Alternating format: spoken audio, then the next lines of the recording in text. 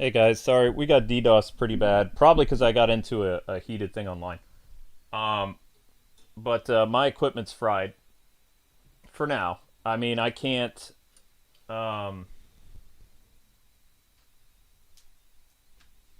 I can't restart my equipment because what happens is the stream would die. So I'm gonna do a podcast tonight. Hello, hello, can you hear?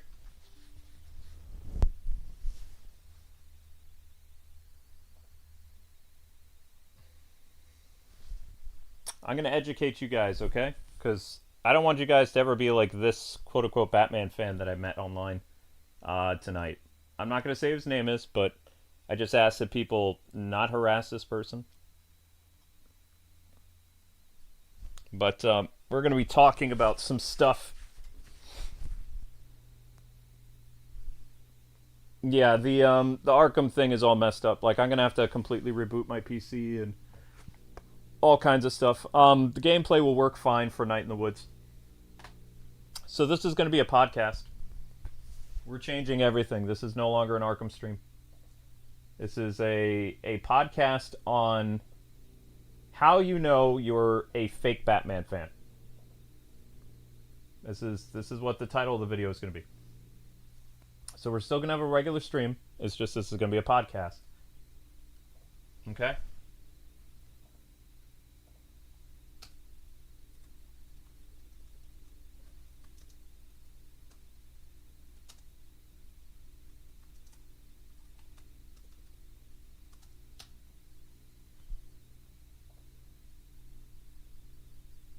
Let's see. What kind of picture can we use? Have anything that we can use? I always like Neil Adams. Neil Adams is always good.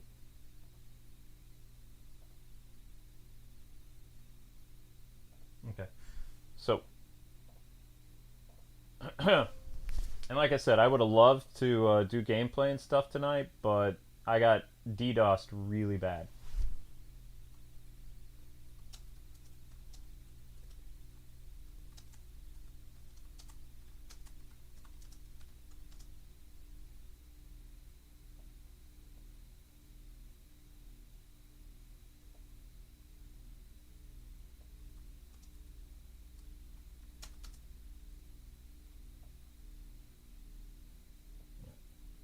Sorry, Adam West. We'll do this again another night. But yeah, I don't wanna make you guys show up for a stream for nothing. So we're doing a podcast. I'm gonna take this out of the Arkham thing because this is not. This really grinded my gears tonight. So I'm gonna go over this entire interaction because I've never in my life um, witnessed the amount of stupidity that I did tonight.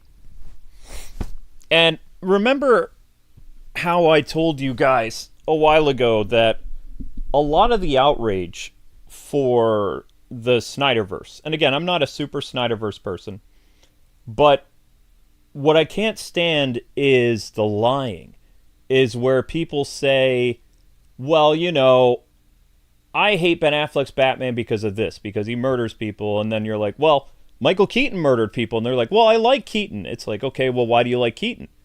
What did Keaton's Batman do that made you like his Batman? They can't tell you.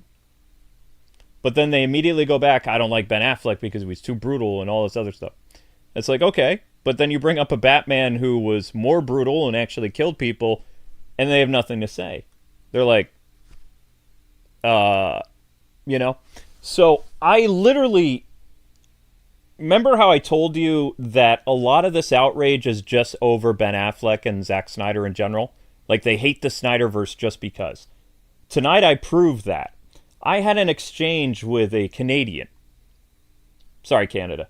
I had an exchange with this individual that was so bat guano crazy that every time I refuted one of his claims, that he just came up with something more extreme. He said, first and foremost, that whole thing making the rounds that Batman would never, ever endanger a child or interrogate a father in front of their kid. Like he's not gonna, swoop in and do all that stuff. That's Snyder and that's David Ayer.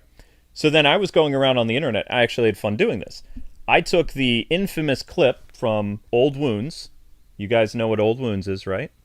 So I took the infamous clip of Old Wounds from Batman the Animated Series Season 4, where it showed that Batman would actually interrogate a family member in front of their terrified wife and son. Now, the scene is, which people get out of context, they don't understand. When you do that, they're like, aha, see, Batman felt bad, and what they're doing is they're showing that Batman is the wrong for doing this. That's not what the episode is doing at all. And this is why a lot of you, not you guys, but a lot of you on Twitter lack an education, especially when it comes to The Dark Knight. You're all illiterate when it comes to Batman. You're idiots, buffoons, morons. Even the director's commentary for the episode says the idea is to show the audience between the methods of Batman versus Robin. Robin would never interrogate and harm someone in their home in front of their family. Batman would. Now, this was part of the catalyst that, divided the relationship between Batman and Robin being partners, Dick Grayson and Bruce Wayne. Batman's methods are too extreme. Robin would not do that. So that was one of the things that when Robin says, I'm leaving now, he's saying, I don't approve of your methods. Does Batman leave after that scene? No. After the scene, he continues to assault and terrorize the Joker goon, and we find out that that guy actually went to jail. It's not until years later that Bruce Wayne has some remorse for the man he terrorized in front of their family and gives him a job and asks him how his boy is doing and all this other stuff. Years later, he took the initiative and he had some guilt. But he didn't have guilt that night, and he sure as heck fired and stopped doing that type of stuff. But that's not why Robin quit. That was one of the many reasons why Robin quit. The reason why Robin quits and he punches Batman in the face in the episode Old Wounds is because Batman endangered the love of his life. Batman not only knew that Barbara Gordon was Batgirl, that's strike 2 for the night, but he also invited her knowing that they were going against the Joker. That's strike 3. So when Robin confronts Batman at the end of the episode, he says, you don't know him like I do. He manipulates. He does whatever he needs to get what he wants. And Robin is just like, that's it. He says, I can't do this anymore.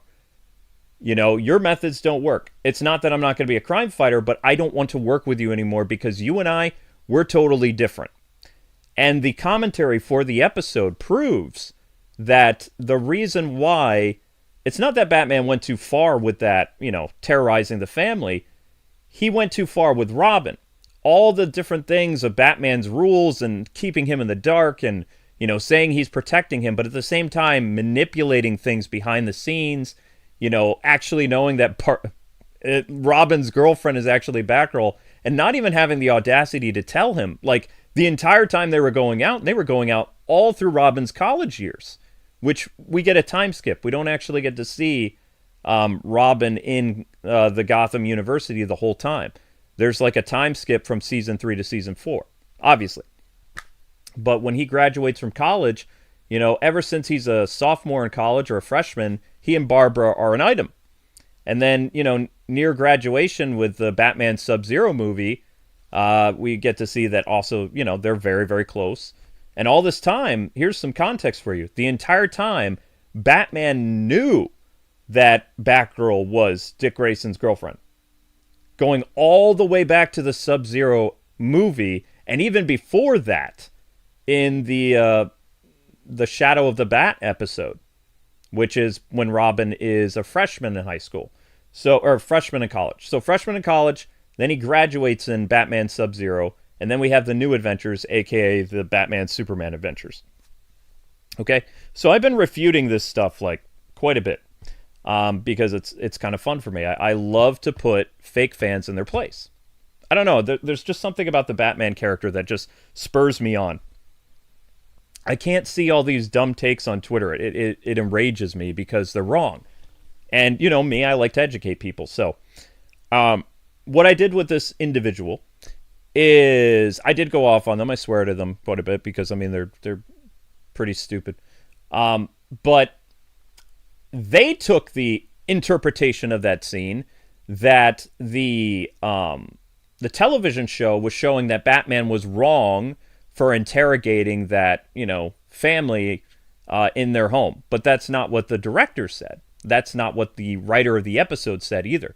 The whole point was to show the parallels between crime-fighting methods between Batman and Robin.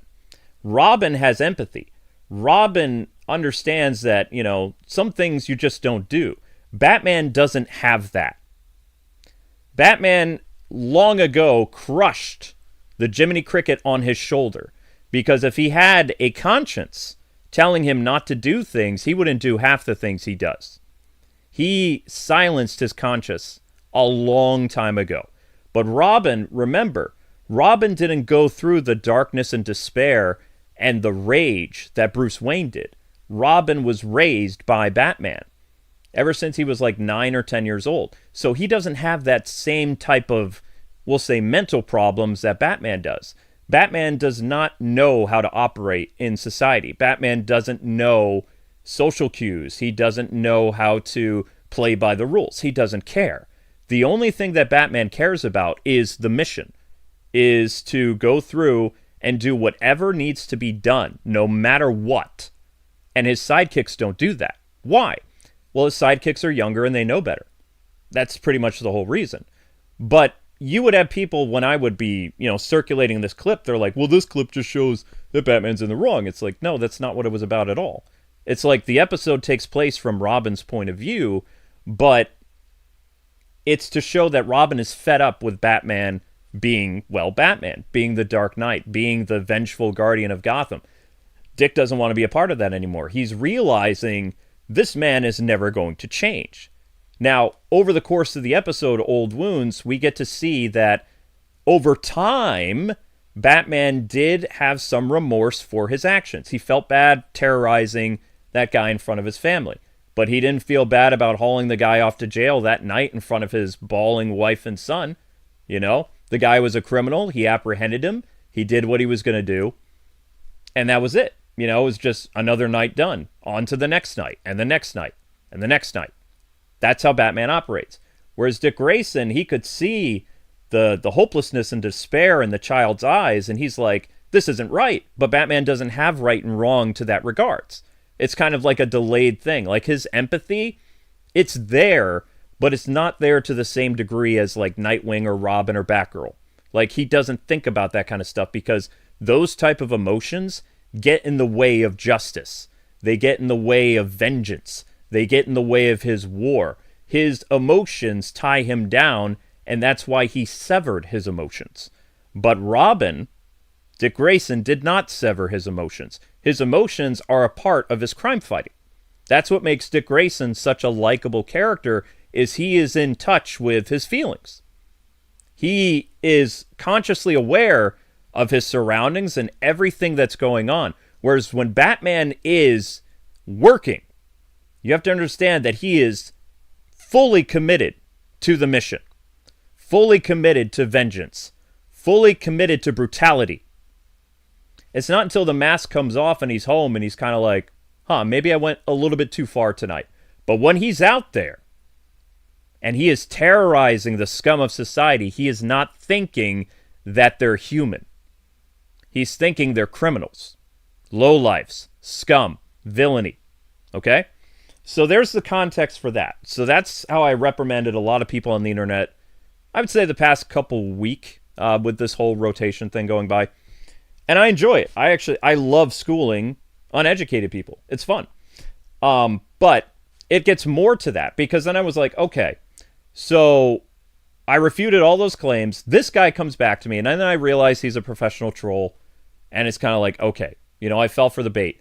But then it's like, is he really trolling or is he serious? And then, as we can continue to converse, he says, and I quote, yes, I hate Zack Snyder. And he says, and you know nothing about Batman. And I'm like, all right, it's on now.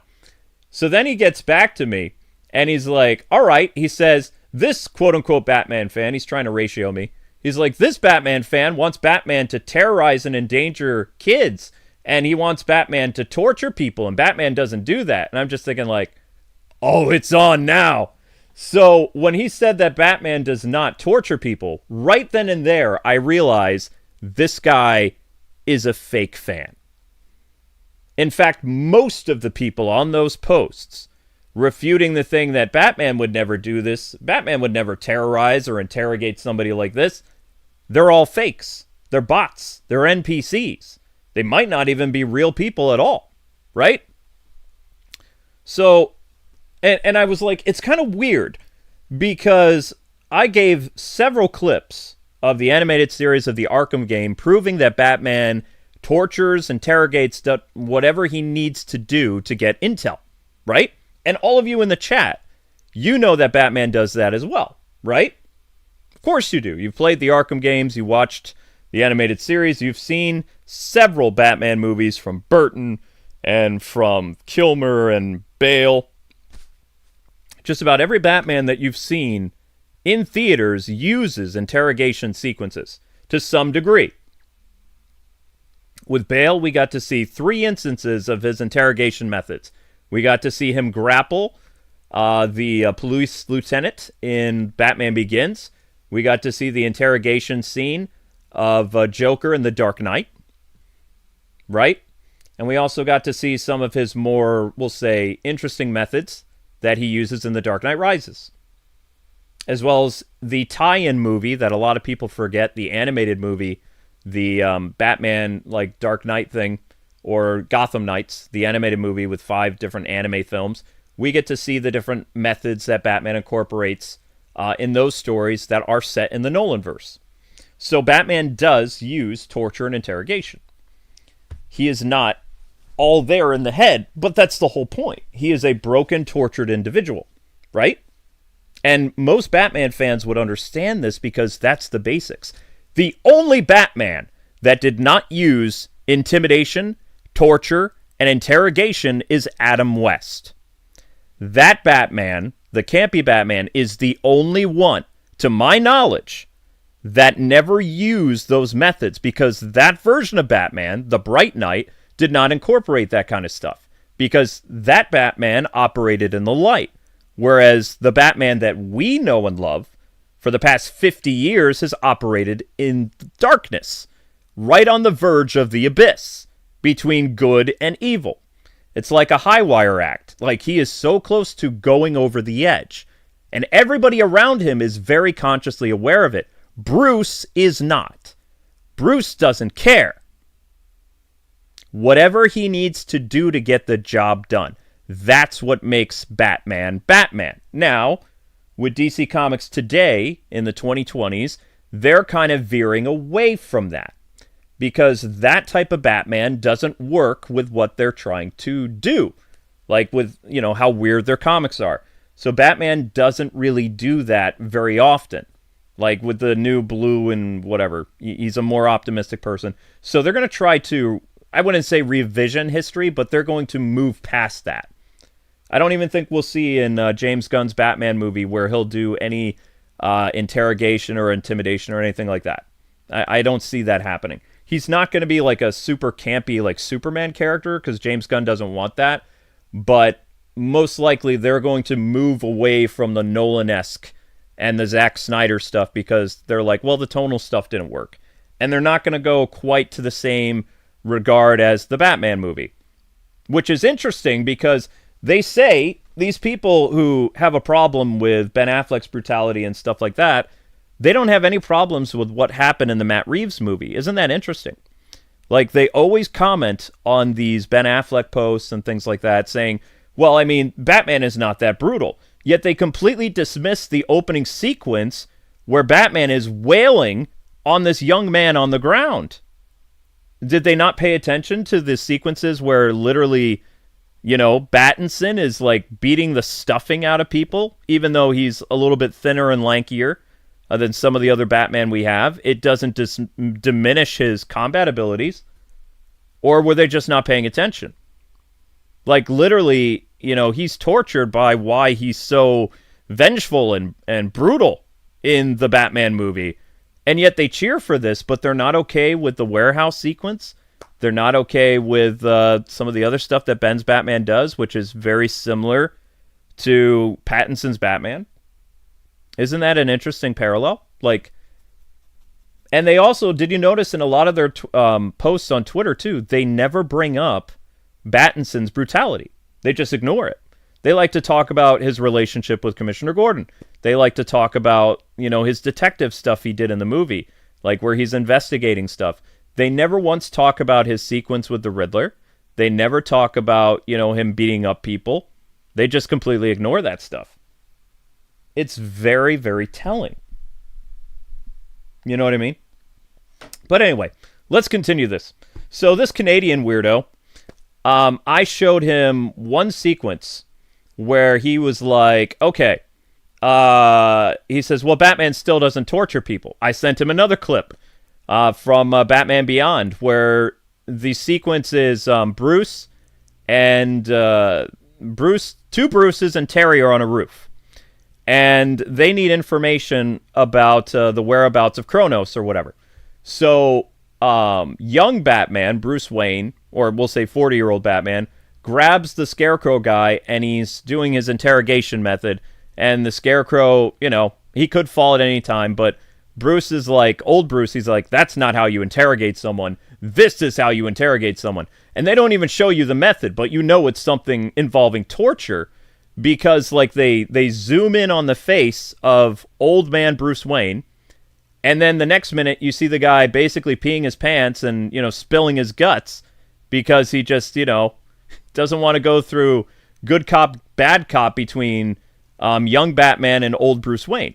That was both intimidation and interrogation. So I thought, okay, that point was proven. There's no way that this idiot can refute this. And then he came back and he said, no, he says Batman doesn't torture people. And I know what you're thinking. You're dealing with a troll. Yeah, I was probably dealing with a troll and I fell for the bait, but I've never been this enraged in my life over the stupidity of a so-called Batman fan. So I was like, okay, if he didn't understand that, maybe he's dumber than a brick or his parents are inbreeding or whatever. I'll give the guy a bone. I'll try something else. I was like, fine. There's no way he can refute this clip. So I gave the sequence from Batman Arkham Knight where the tire is smashing the guy's face in, right? And Batman is like, where? He's screaming at the guy. He's demanding information while he's pressing the tire against the guy's face. And I'm just thinking, there's no way that this guy can say Batman doesn't use torture. There's no way. And he comes back and he says, this is just one instance. It's like, oh my, it's like, wow, But then I was just thinking at the same time, this supposed troll, there are so many of these, illiterate Batman fans on the internet that are just complete and utter morons, right? That they say they love the character and that Batman would never do these things, but they don't even know the basics. If you tell them the basics, they're like, you're lying. It's like, in Batman Year One, people say Batman does not mess with family. The opening sequence of the Batman Year One movie is what? What is Batman doing? Batman goes in and he swoops in, he comes down, and he interrupts a mob family dinner. Now, the people at that table are not just random people. They are a family of Italians. And Batman comes in and terrifies the crap out of them because he knows they're all evil. He doesn't care they're eating dinner. He, trespasses into their home and he's there to terrify them. He is there to instill fear. He doesn't care if he's doing it in front of their wife and kids or whatever. It's a bunch of mobsters eating food. He's going to come and interrupt their meal and be like, I'm watching you. He wants them to think that the frickin' Grim Reaper just came to visit them and basically tells them, I'm going to be watching you. He did that on purpose. He didn't care that family was present. Ever since the 1970s, Batman has used intimidation, interrogation, violence, torture, brutality, whatever he needs to do. You can say that the 2020s Batman doesn't really do that, in comics, which you might be right about, but you cannot be that, what's the word I'm looking for? You can't be that naive or stupid into thinking that an entire 50 years of the character will just up and vanish. and that most of the popular depictions of Batman in media and games, he uses torture, he uses fear, he uses intimidation, he weaponizes it. Because that's the whole point of his character. He wants people to be afraid of him. So how do you make people fear you? You hurt them. You don't do the Adam West thing like, holy this, an old chum. The villains aren't afraid of Batman. They don't respect him in Adam West's universe. You know, they want to kill him because he foils their plans, but they don't fear Batman. You know, they think Batman's an annoyance to them.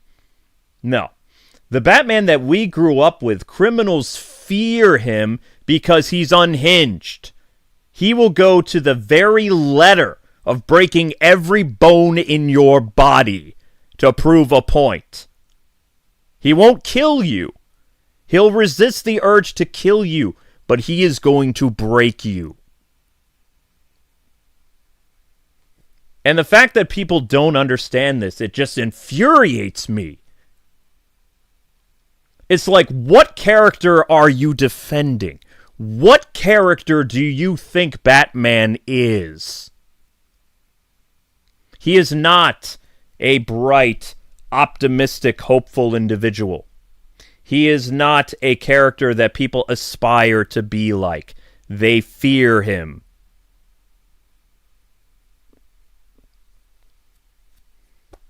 It's like, I don't understand how these people don't know the basics. He is a man that dresses like a bat to terrify people.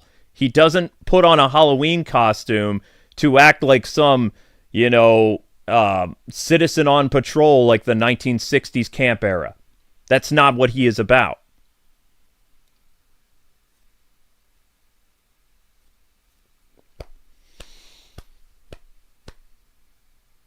He breaks bones. There's a very famous sequence where Batman purposely played on the fear of an individual in Batman the Animated Series.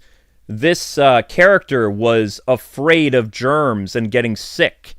And Batman was like, well, the best way that I can, he calculated this in his mind. He was like, oh, this guy has a handkerchief over his nose. He's afraid of all these germs and toxins. So what did Batman do? Did he let him leave the medical ward? No. Batman pushed him up against the wall, and then he began his questioning methods. So how did he question him? He put different vials of deadly diseases above the person's head, and he kept punching the wall behind him, making the vial inch a little bit closer to falling on top of the terrified man. And this was a Saturday morning cartoon. This was not a one-off. There was 85 episodes of this type of Batman. But Michael Keaton also did the same thing. Michael Keaton's Batman uses interrogation, uses fear, but he doesn't he doesn't stop the way that most Batmen stop. Like, Batman, like I said, is a character that teeters on the edge of morality and evil. Good and evil. It's a balancing act that he does every night. He tight walk across the abyss. He hasn't fallen into the abyss, but he's holding on. Right? He could at any moment, it would be very easy for him to be like, okay, I'm going to cross the line. He doesn't, though. He could. But he doesn't. That shows strength of character. Because his one rule is not to kill. If he breaks his one rule of killing people, then he will never be able to go back to that point. As well as, here's the reason why he doesn't kill people. It's not that it's hard for him to kill somebody. He could do it very easily. He's been trained in so many different types of martial arts and things like that, he knows so many ways to kill a man.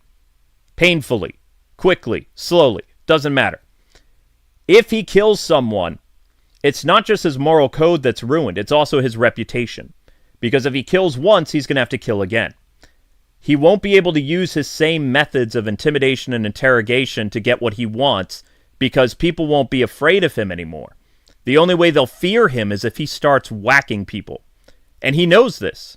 So one of the core reasons why it's not just a virtuous thing, it's also a tactical thing.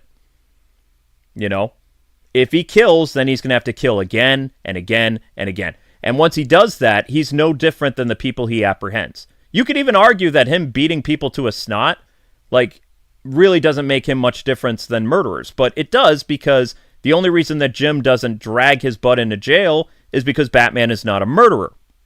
It's the only reason. Like, they give him a little bit of leeway, like, okay, he hasn't killed anybody. Yeah, his methods are very intense, but, I mean, nobody's died yet, so it's okay, I guess. Even though, you know, other cops look at Jim like, I mean, and then Jim's like, hey, if you want to bring him in, go for it. And they're like, nope, I don't want to do that. I'm good. As long as it doesn't kill people, that's fine. So the other cops don't even want to deal with it because, I mean, are you going to bring Batman in? Yes, Batman breaks a lot of laws, but are you going to be the one to bring him in? Good luck. Jim knows. Bullock knows. Bullock's had his nose broken a couple times trying to apprehend Batman. He just gave up after a while. You know, eventually they had a mutual respect for each other in the animated series, but in the comics they butted heads quite a bit. Mainly because Bullock doesn't like Batman because he doesn't appreciate his methods. However, Bullock uses similar methods than Batman. Bullock is a very hard-nosed detective who gets his hands dirty, but he doesn't break the law. Also, he, you know, represents the law because he is an actual police officer, whereas Batman is a vigilante. So Bullock's actions do have consequences when he goes too far. He gets suspended, he can get fired, there's, you know, consequences for his actions because he's not hiding behind a mask. But he does get pretty brutal with people, and, you know, he's fought mobsters, and he's done all kinds of stuff off the books that he's not supposed to. But he does answer for it. So that's the difference between Bullock and Batman. So those two characters have a mutual respect. They both believe in the law. They may do things differently, but they respect the law to some regard. But yeah, just talking with this person and talking with like anti-Snyder fans in general, it is a clear consensus to me that they know nothing about the character that they're championing. Because even the Matt Reeves Batman movie that they like, they completely dismiss the idea that, you know, Pattinson is brutal. Yet they cheered when the trailer happened, when they showed Pattinson beating the tar out of people. You know? But they just completely ignore it. They just remember the brutality of Ben Affleck's Batman because Ben's Batman is very, very imposing. You know? I would not want to run into that Batman. If I could avoid two Batmen in my life, it would be Arkham Batman and it would be Ben Affleck's Batman. I would rather take my chances if I was a criminal with animated series Batman or like, probably not Keaton, he would kill me. Nolan's Batman. Like those two. I'd rather deal with animated series or Nolan Batman. I do not want anything with Snyderverse, and I don't want anything to do with the Arkham Batman. I'm not committing any crimes. Not going to be a criminal at all in those universes whatsoever. I'm going to be like Johnny Good or whatever. Johnny Be Good.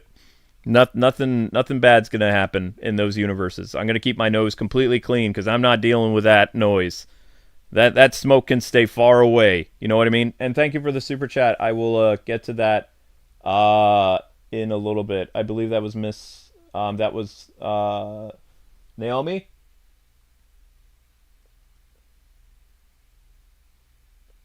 Oh, like a day when Amber's off? I will let you know when Amber is off next, Naomi, and we'll hammer out the details.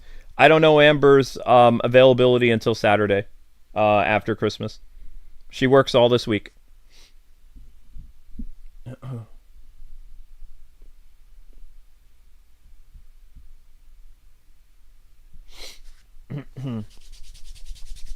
But that's the thing. That's what I'm noticing. Like when again, all these posts too of these fake Batman fans, when they're like doing this stuff and, you know, making fun of Snyder's Batman and stuff, when you actually confront them, these people have like, you know, thousands of retweets on one post or whatever, which they're probably even botting their posts or they're getting lucky and going viral. But when you actually talk to these people, they're actually idiots. Like just because I see somebody that has like much higher ratio than me, it doesn't mean that I'm not going to engage with them, especially if they're wrong. So when I bring up key points to them about them not understanding Batman, they're like, Batman's not like that. And you know what they do? Here's another tactic they use. they retweet a picture of 2020's Batman, which is the one talking about police brutality and, you know, not attacking rioters and all that other stuff. You know, the 2020's Batman. So they take these screenshots from current Chip Zdarsky and all that other nonsense, like the Batman run I hate. Okay? When they say Batman doesn't do this, or Batman doesn't torture, Batman doesn't use intimidation, Batman doesn't use fear. You know, this is all proof that you're a fake Batman fan and you're just violent. I love that. I love when they say I'm just violent. I'm a Snyder fan because I like violence. It's like, okay. It's like, no, I'm a Batman fan because I believe in justice no matter what. I believe that guilty deserve to be punished. That's my whole thing, is good versus evil. Law and order. That's my stick. That's why I like Batman, is because Batman is a creature of vengeance, and he abides, to some extent, and believes in the law. He may bend it, but he doesn't completely break it, and he does respect it to some regard. He doesn't necessarily respect police officers, but he does respect law. He believes in it. He is an agent of order, not an agent of chaos. But that's a lecture for another day. But I'm noticing more and more of these hot takes. They're all wrong. Every single one of them is wrong. And it just, I don't know, especially when you get to, I wouldn't say know these people, but when you talk to them face to face, you realize that either one, they're just going to, you know, continue to call you names and say you're a liar and you don't know Batman and stuff. Even when you're pointing out comic books and sending them clips and things like that, they still say, nope, I never said that. Case in point, let's get back to this Canadian guy, because this is fun. So he contacted me. They did the thing. They did do the thing, yep. I appreciate that. Thank you, Lois. So get back to this one loser. He said that I never said this Batman fan wants. So I'm not going to repeat my swear words, but I said you know jack crap about Batman. You're a professional troll. I said read Frank Miller Year One. So again, I'm trying to educate this fool. Learn Batman's brutality and fear. Read the Dixon years to learn out why he uses methods of interrogation and torture on criminal scum. And he says, this Batman fan wants to torture people and traumatize kids like he was traumatized. Snyder fans never beating the allegations of not reading comics. Fake DC fans. And then I said, learn about the character you know nothing about. Batman does use torture and fear. That's his whole stick. Scaring criminals. I said, you're really making yourself look really dumb, you troll tourist scum. And then he says, well, I don't see kids in this scene. I keep proving you wrong. It's just like, if I could strangle this guy, I would. Because, again, he's probably a professional troll, but you see where I'm going with this. Like, they're so blind that even when you present factual evidence to them, they either completely dismiss it, or it just flies over their head because they're too stupid. And I know I probably shouldn't have been engaging this person that much. Probably a professional troll. But I'm just saying, like, I've seen a lot of these people of late where you give them the evidence, they see for themselves, and then they still hold their same opinion, even when the evidence clearly destroys their point of view. Not just in a way that it's kind of like, oh, okay, maybe, you know, we can agree to disagree. It literally, when I present a link or a comic panel, it completely destroys their argument, and yet they hold to their same stance, proving that they are a fake fan. But now they have to run with it, and then they flip the script, and they say, I never said that. Even if you quote them, they still say, I didn't say that. You know what I mean? It's, and most of Twitter and Blue Sky are just like this. We have so many quote-unquote Batman fans masquerading with this, and they don't even understand the basics.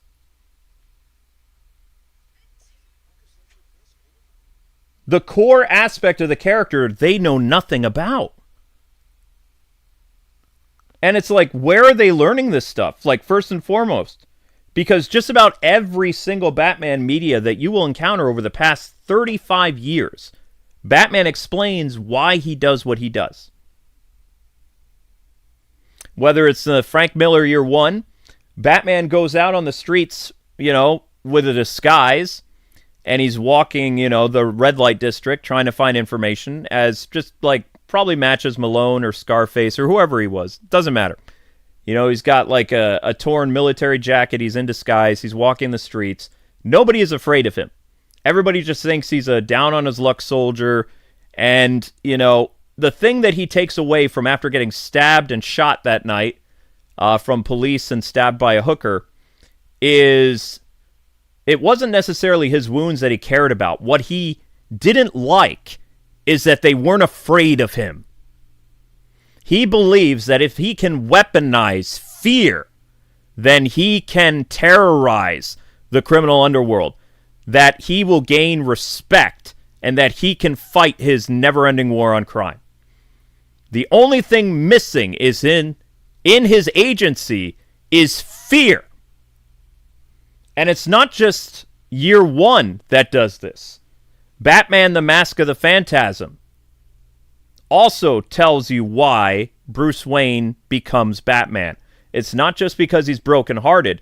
It's because when he is out and about as Ski Mask Man, being called Mr. Kung Fu and all this other stuff, the people who he is fighting, they don't fear him. They think he's some nut running around in a makeshift ninja costume or whatever. There's nothing for them to even pause and be like, what's going on? So when he gets the idea to become Batman, to strike fear into the hearts of people, and let me tell you, a 6-foot bat shrouded in darkness, basically sneaking around Gotham City at night or hanging out in alleyways, that is going to scare the crap out of criminal people, because criminal people are very anxious. They've already done psychological studies that prove that criminals, when they are in an act of terror or like crime, their adrenaline is spiking through the roof. So what Batman does is he uses his guise as a not only intimidation, but a psychological attack on his enemies. His enemies, when they see him coming in the dead of night, they think they're being attacked by the Grim Reaper or some type of creature from the depths of hell. Because their adrenaline is already spiking. They're already panicking in the act of committing a horrible crime. Whether it's robbing somebody, breaking into their house, breaking into a bank. Like, the reason why a lot of criminals, at least they used to talk about this, do what they do is because it's a type of kick. It's a type of adrenaline. It's a type of rush. And Batman, when he appears on the scene, it's a counter to that, because then their adrenaline turns into fear. And he utilizes that fear to weaponize their terror. That's why people get afraid of Batman. It's not just, you see this guy in the dead of night dressed in a Batman costume. No, you're already your body is already going through so many motions, like with adrenaline and with fear and panic and stuff like that, while you're committing something that is morally wrong. Like, your body is actually fighting against you for the most part. And so Batman is basically there to really terrify you. He turns your, adrenaline spike into terror. To the point where he probably could give people heart attacks, but he wouldn't care. Because he doesn't really care about the criminal element whatsoever. That comes later in his career, where he's like, okay, maybe I need to dial it back a little bit. But again, these people on Blue Sky and Twitter, they don't even understand the basics. It's like, to me, I'm just thinking, what Batman are they even thinking about? Like, is the 2020s Batman really this bad? Because don't they like Absolute Batman? Isn't Absolute Batman more brutal than Ben Affleck's Batman? More brutal than Pattinson or Nolan? Don't they cheer for those types of comics, or are they just reading the NPC dialogue nonsense, like the very far left propaganda stuff? Are they actually paying attention to the storyboards where Batman is breaking people's kneecaps and doing all this stuff that he did in Frank Miller, The Dark Knight Returns? Because Absolute Batman is a beast, right? He uses terror, intimidation, and violence, just like the Dark Knight Returns Batman. Just like Michael Keaton's Batman, except Michael Keaton will literally kill you. And Ben Affleck will kill you in the sense that negligence. He doesn't care what happens to you. Case in point, putting a back grapple into somebody's shoulder and throwing them into a wall, or slamming a crate up against you. He probably knows you're going to die, but he doesn't care. So it's more like not an act of murder, it's more of like an act of manslaughter.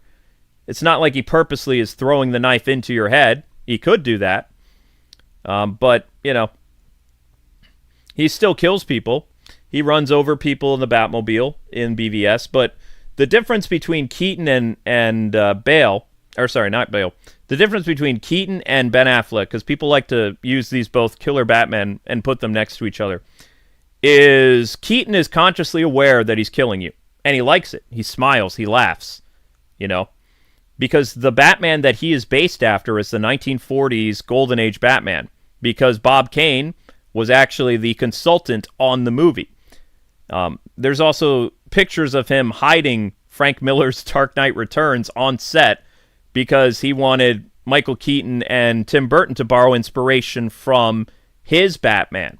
Because if you actually look at the Michael Keaton Batman, aside from the dark costume, the way that Batman acts is very similar to the 1940s, 1939 Batman.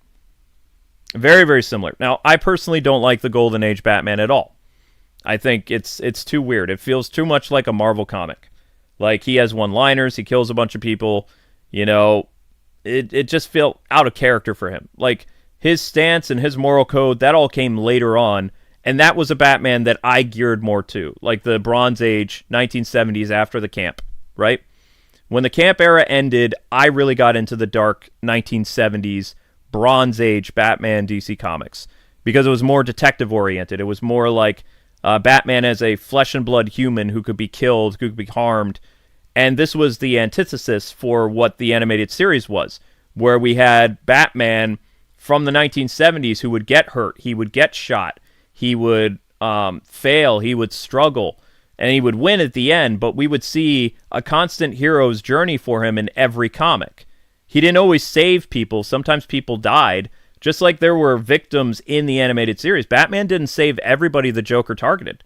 There were times he failed where people died. That's why they had that, steely smile look to their face. That was the best they could do for Fox Kids to show death, was to show these people who had these, horrible grins on their faces, because it would kill you somehow. I don't know. But that's what they had to do for Fox Kids because of censorship. So the reason why people love the animated series so much and why it won Emmys is because the Batman was a very humanist character. He was a flesh and blood individual for that show, where kids and adults and anybody who could watch it would see that Batman, even though he was very well trained and he did what he did, he still struggled. He still made mistakes. He still got hurt. Whereas if you look at a lot of the films outside of Michael Keaton's movies, Batman doesn't get hurt very much. Now, in Snyder's Batman and BVS, we actually see Batman take a pounding. He gets stabbed. He gets shot. He doesn't fall, but he gets hurt. Whereas not until Batman actually fights the Joker, I believe, in The Dark Knight, do we actually see Batman struggle a little bit, because before then he's a super ninja. He has no problem taking down all the ninjas as his, Batman setup. Even his fight with Ra's al Ghul, he comes out on top pretty quickly because, he learned to basically plan ahead. The gauntlets that he had on his arms, he was able to destroy Raz's sword, no problem. Basically Batman learns from his mistakes. That's what they were showing, because when he fought Raz in the Himalayas or whatever during training, Raz got the upper hand using that similar strike. So then when Batman sees him incorporating that same stance to kill him on the train, what does Batman do? He takes his gauntlets and he shatters the sword, which surprises Raz because he's like, oh crap. Because Batman basically learned from what happened previously and found a way of countering that. That was him showing that he had a contingency plan to that fight. Which, yeah, now I'm getting all geek on you, but it shows that over the course of the Nolan films that Batman kept planning and getting better, right? But we really didn't get to see that much of the human side to him as opposed to Michael Keaton or even Ben Affleck's Batman. But Ben Affleck's Batman is so broken that it would have taken an arc that we never got to see, right? They were building stuff with his Batman, but we never got to see that human side really, except for a couple instances where Zack Snyder did it on purpose, where Batman knew he was going to die and he swore or something like that, or, he made the audience feel more at ease, which is exactly what Keaton did. When Keaton was in big trouble in the Burton films, he would not act like Batman. He would be like, okay, well, this is a problem. It would be, and he would be speaking in his Bruce Wayne voice, because that Batman was the most human of all the Batman we've ever seen on film. Because even the animated series Batman, while he had compassion and he cared for people and things like that to a degree, he never really had that kind of like, oh, I'm going to drop the Batman persona when I have the mask on. Because the way Kevin was playing it is Batman was the character and Bruce Wayne was the performance. He was the mask. It was like a Shakespeare thing. And Michael Keaton wasn't doing that. Batman was a job. He was wearing a suit and he was doing a task. And, underneath it's Bruce Wayne who has all this pain and stuff like that. And Batman is a tool that he uses. That's what Michael Keaton has said. You can refute it if you want, but that's what Michael Keaton believes. He believes that Batman was a means to an end to get his revenge. It wasn't necessarily Batman was a creature of the night that had a lock on his soul, like a lot of people believed for about 50 years until current day comics refuted that and said, no, Batman isn't the real identity, and Bruce Wayne's a mask. He's both. He has a dual personality. That's the thing now. They're like, no, you don't know Batman at all. Bruce Wayne is not the mask. He is Batman, and he just wears the costume. And I'm sorry, but I don't like that. I think Batman is a very psychologically disturbed individual. If he wasn't, he wouldn't be running around in a Halloween costume beating criminals up, as well as endangering his sidekicks and his loved ones. If he really was a sane, rational individual, then he would have become a police officer or a lawyer or something like that and fought crime that way. But no, he puts on a Halloween costume and goes out and scares people in the dead of night. That's a very rational, normal thing to do. But I don't think what they realize is by giving Batman a dual personality today in modern DC Comics, you're just making him like so much closer to schizophrenia and some other things. Like, whereas before, it's kind of like it was a super ego thing, where Bruce Wayne was a suppressed identity and Batman was the main dominant, like the super ego. And when he's out of the suit, like, he has more control over his, like, Bruce Wayne persona. But whenever, something triggers in his mind that justice needs to happen or Batman needs to come out, then Batman becomes the more dominant thing. Whereas in today's comics, they basically say he's like a dual personality, or, he's both Batman and Bruce Wayne at the same time. And it's just kind of like, well, doesn't that make him more mentally ill than just like a super ego and ego thing?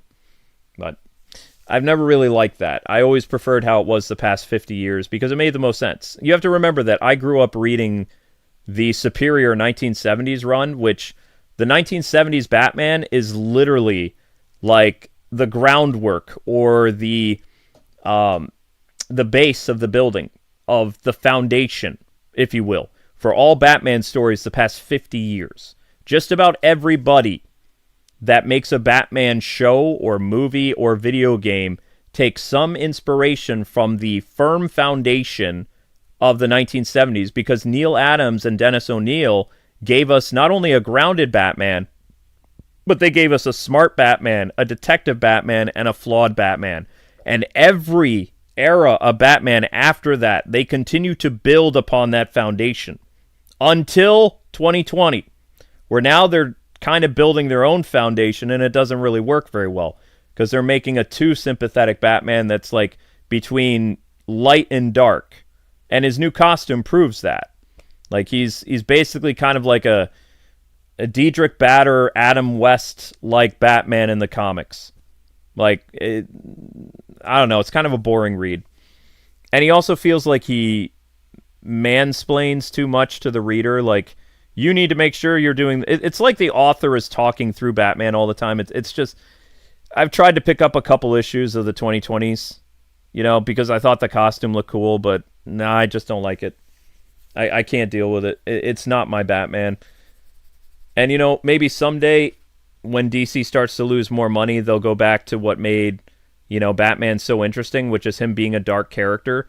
The thing about Batman that a lot of people don't understand is that Batman being dark works because there's a lot of godlike characters in the DC universe that step into the light. Batman operates in darkness and shadow.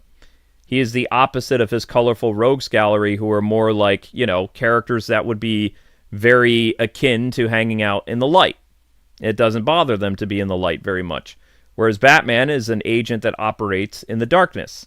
But he is an agent of order, not an agent of chaos. That's a core part of his character, He's supposed to be a mockery of what people consider a villain. Because his villains are colorful characters and he's in darkness. But he's the good guy. It's an interesting parallel that they're showing you about how the people who look like they have it together aren't really the good people. Whereas the people who you would think are the villains in other parts of the DC universe, where a lot of Superman and Flash's and Green Lantern's villains, they have darker costumes. They look more menacing, Batman in Gotham, as the, vengeful, Reaper-like character, dresses the way he does, but he is the guy who's trying to save Gotham's soul, even though he looks like he's there to claim it. He looks like a villain. It's supposed to be like this big, parallel to all of DC, as well as, to show the difference between, you don't have to be this way to be a hero. You don't have to have a stereotype of being like this, very bright, optimistic, in-your-face, cheery superhero to do good works. Batman is a very tragic, broken individual, and even though he literally lives in darkness and shadow, he still does a lot of good for humanity, as well as he does a lot of good for his city. But what they're doing in modern comics outside of Absolute Batman is they're almost going back to the 1960s approach to a Batman that is not afraid to operate in the light, and I don't like that. I will never ever do a lore series on the 2020s Batman because I can't stand it. It goes against every single core aspect and psychological thing that I know about the Dark Knight. Because what we were very lucky about in the 90s is Chuck Dixon, Paul Dini, and all these other people, both the DC Comics and the animated series, they had degrees in psychology, and they could bring both Batman, his mythos, and his villains up to a whole nother level that was not possible before in the comics. The villains became more menacing, and there was a reason for them being the way they were. They were psychologically disturbed. The whole Mr. Freeze thing was a complete departure from how he was portrayed in the comics for 50 years. He was just a cold villain. And then when the Cold Heart, I think it was Cold Heart. Cold Heart? Yeah. When that episode happened, you got to see that Mr. Freeze had no choice but to turn to crime in order to save his wife. He was sacrificing his own life, his own brilliance, in order to save his wife by turning to crime. It's a very depressing and sad and tragic, very Shakespearean story that brings Mr. Freeze, it elevates him to another level where we get to see the human side of him we've never seen. And I grew up with Batman in the 60s show. Mr. Freeze was just this cold villain. There was no difference between him and Captain Cold in The Flash. It was just a guy with a cold gun. And if you watched the old Adam West show, you'll see that Mr. Freeze was recast 3 times. And nobody seemed to care because he's just the comic book villain that uses cold as his gimmick. But to have him tragically transformed into the way he was, to have him separated from the love of his life, this added a psychological depth that he never had before. And they did the same thing with Harley Quinn in the animated series, Poison Ivy, Clayface. All these aspects of the characters were later added into the comics, but they were brought into the light through the animated series. And what I don't like about a lot of fake Batman fans is they're very, aggressive and dismissal like thoughts about the animated series. They think because the show existed 30 years ago that it doesn't matter. I've literally had some people that I've, confronted on Twitter and Blue Sky be like, well, you're using clips from the animated series. That show sucked. And I'm just like, hold me back. I'm about to knock this person's teeth out.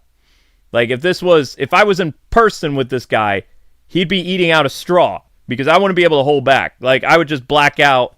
The cops would come in and be like, what happened? I have no idea. And then he says something about the animated series. I'm on him again. And be like, what are you doing? Be like, what?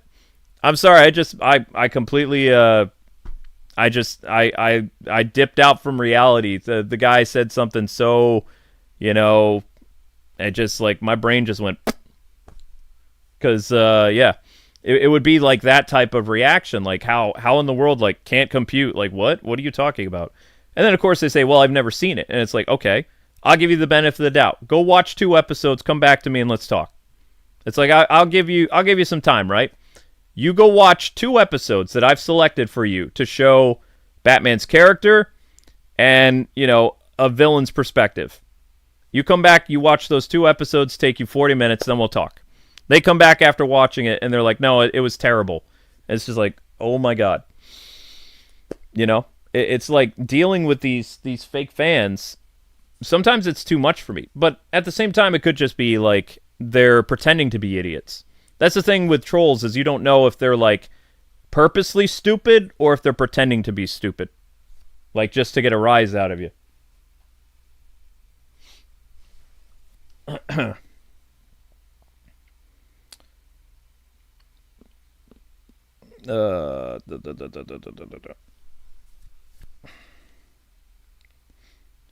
The trial episode proved that District Attorney was wrong, but Batman didn't create the supervillains. It was just the other way around. Exactly. Let's just all enjoy the character. I mean, you can enjoy the character, but you can't dismiss his darkness. Like, Batman can be reinvented, but the problem I have with what, current DC fans are doing is they're saying that Batman would never do this and Batman would never do that. And when someone actually presents to you the contrary to the otherwise, then you need to accept that. You can't just be like, well, no, he doesn't do that. It's like, yes, he does. That's the whole point. The whole reason for this video, this podcast, is to prove how there are so many fake Batman fans that they say they like Batman, but they know nothing about the character. All they know is that Batman's parents died and he wears a Batman costume. They don't know anything about why he does what he does. And when you actually prove to them with actual evidence, not just subjective, like clear proof, whether a comic book or a video game or a clip from a TV show or a movie, and they still dismiss it, and they still say that's not true, that's when we get triggered. That's when the real Batman fans are like, okay, hold up, because you're about to get educated. That's the problem. You can love the character, but you have to understand that the character does what he does for a reason. And to say anything otherwise just proves that you're an ignorant moron.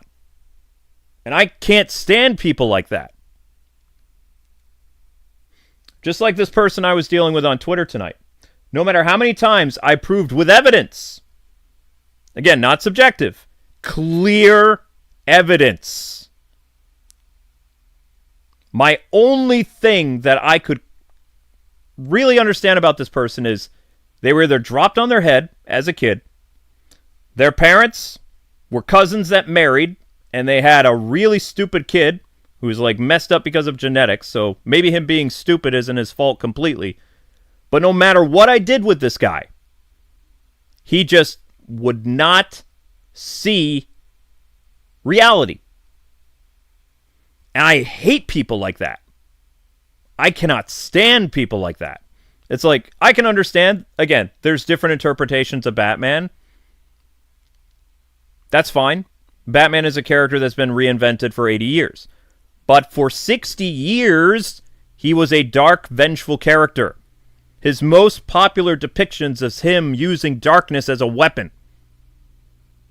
You cannot, in clear conscience, if you are a living, breathing person with a pulse, dismiss actual evidence to prove that the character does what I say he does.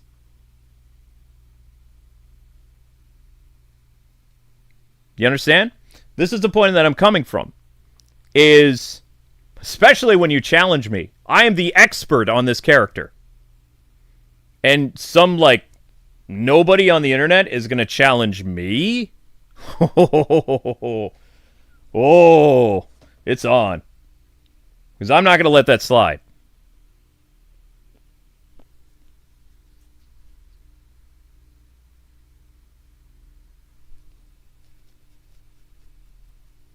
That's the funny thing. Like, I can understand people don't know who I am.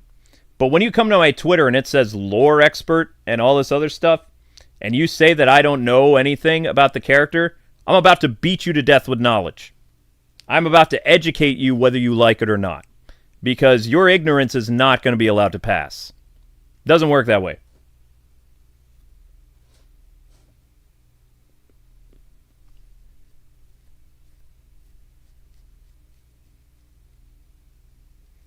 You don't get why you fake being a fan of something and then argue with people about it?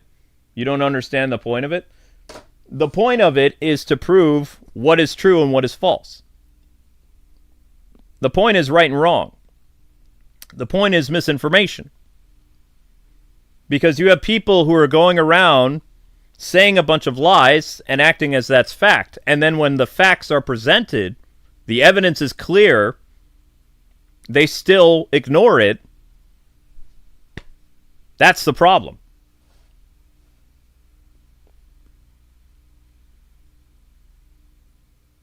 Most of what you learned from when you were younger was from Batman from me? Yeah, I appreciate that. Well, I mean, I told you guys the basics. I kept it very easy to understand that anybody watching my stuff over the past decade or 2 decades or whatever, I made Batman very, very easy to understand. I even broke down like the very vast like psychological things and kept them like very basic. My wording was very basic on purpose because I wanted people to understand what I was saying. Could easily use all those weird dictionary words like they do in, you know, videos with millions of views and stuff like that. My point was to make Batman a character that was easy to digest and to understand why he does what he does. When I was playing the Arkham games, when I was doing the Batman lore, when I was like doing deep dives into older comics and things like that. The point was to give you the very basic plot of the story as well as explain why the story happened. And, you know, maybe add a little bit of humor and stuff like that because when you add a lot of humor to stuff, it makes it easier to digest. I don't know why. It's something that it worked really well for teachers when I was a kid. Like interacting or injecting something with humor or something like that. So that's why I did some of the goofy videos that I did. It was to educate people, but to do it in a fun way. But what I'm saying is now we have a complete new generation of people that are either rage baiting to get clicks, which I do agree with that. Because to me, there's no way that people can be this stupid. You know? As soon as somebody would present like a comic panel, like showing, you don't even have to go like all the way back to the 1970s to show a picture of Batman torturing somebody. You know, there's even something from like, what was it, like 2016 you could get a picture of, or something from 1990. Like, there's so much evidence flying around there of Batman like torturing people or, you know, popping into a family house or interrupting somebody's date. I mean, taking them up like via zip line or like my favorite is when he crashes into a family dinner and he's looking for a villain and Batman's like, I'll be gone, I just need to talk to your father, and this entire family, whether it's Thanksgiving or whatever, Batman doesn't care, just comes crashing through their house and he's scaring everybody, and the dude knows that, you know, he's in trouble because Batman actually came to his house, so he's like spilling his guts. But to then counter and say, well, you know, this was a false depiction of the character, it's like, that stuff infuriates me, and it should infuriate any Batman fan, because what they're saying is a lie. It's not just like, you know, they're ignorant anymore. They literally have seen the evidence in front of their eyes, and now they are lying that it doesn't exist. That's what bothers me about this younger generation or whatever. 45 months now, that's loyalty? I'm still looking forward to the 2026 Olympics. That's cool, Jacob. Your knowledge of Batman made me fall in love with the character. Luke is definitely the expert. Well, yeah, of course, but I mean, expert on pop culture, and it's not like I could teach a college class on Batman or anything. You know, what did all this Batman knowledge give me? A YouTube channel. Okay, will I get a degree for it? No, it's useless information. It's fun, but in the long run of things, it's not going to do anything. It's not like I can be a vigilante or anything in real life. I don't have the resources. I have neuropathy, in my legs. I can't be jumping off rooftops. All this stuff that I've learned about espionage and spying and psychology and all that stuff wouldn't amount to anything. It doesn't matter. It's fun. But it's fun to educate people on the internet.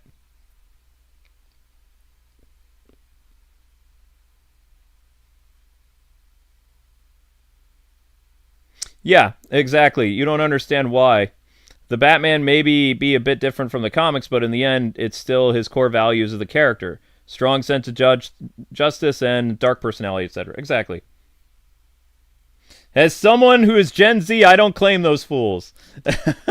I'm not saying everybody like Gen Z is like that. I'm saying I'm seeing a pattern of people who are much younger, and then they basically this guy, he's a Chihuahua, and he picked a fight with a bulldog. Okay? I'm like a old junkyard bulldog. I don't take crap from anybody. So it takes very few things to trigger me, but if it's something in my area of expertise, I'm going to come after you. Because I cannot allow, because, again, like I said, Twitter is like this random place where they always like to retweet and share, and the idiotic opinion always becomes the most popular one. So, what I hate the most is when those idiotic opinions get spread and more people get dumber and dumber and dumber and dumber and dumber and dumber. And then the truth is right there. But its engagement is so small that, only the dumb people get dumber and very few people get enlightened. So that's why I go to those posts of all those viral things and I basically embarrass those people because, people will actually see that the truth is there in their post when they have, these, just not just bad takes, but just, wrong takes of the character. If you understand the basics, I'm going to leave you alone. If you can not even prove to me, but if you know for a fact that Batman uses, we'll say, very shady methods to get the job done, you and me, we're fine. But if you say to my face, when he does not interrogate, when he does not torture, when he does not use fear, you and me, we're going to have talks. Because I'm not going to stop until I think that you have a shred of brain cells that you're actually learning something. Because I just can't allow people to be that stupid. Stupid people bothers me.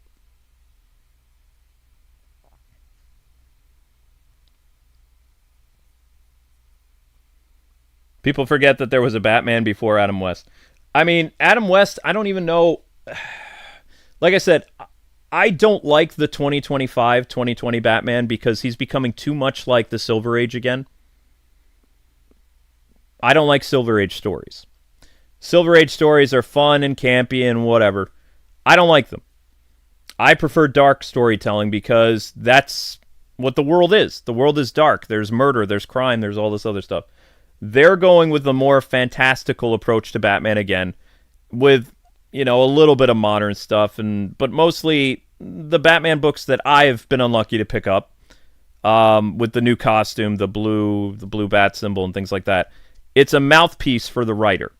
The writer is constantly spreading his opinion about life and politics and all this other stuff, and he's using Batman as, his way to project.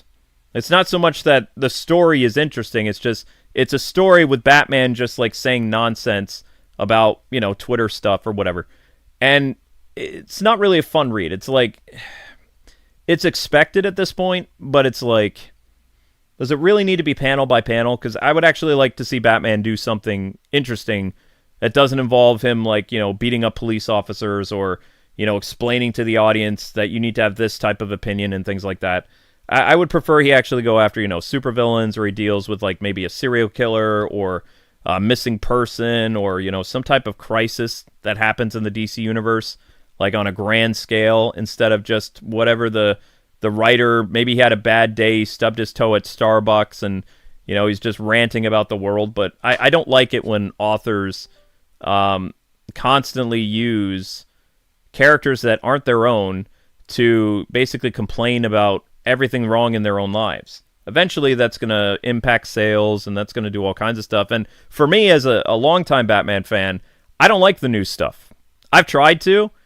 I remember buying one of the new comics, I think it was like 6 months ago. I took it home. I got so mad at it, I ripped it in half. I don't normally do that, But there was just something so infuriating about the book that I completely lost it. I just blanked, and I just tore the book in half. I was just like, this is just garbage. This is so bad.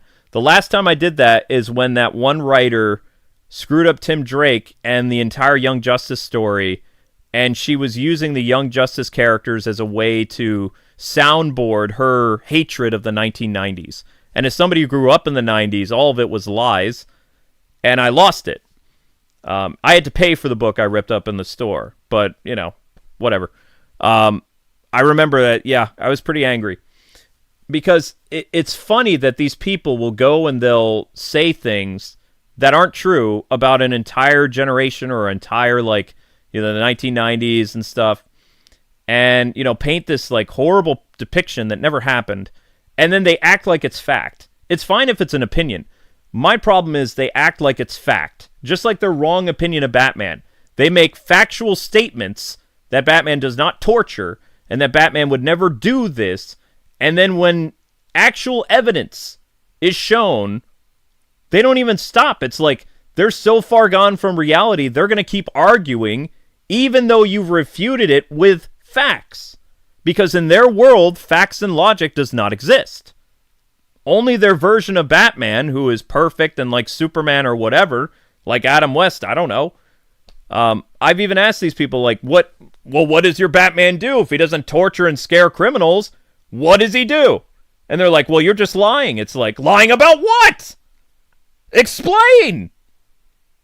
You can't explain because you were never a fan. You didn't grow up with the animated series. You never played the Arkham games. You never saw the Nolan films. You saw the Batman clips on YouTube, and now you're acting like the symbol on your chest makes you a fan. No.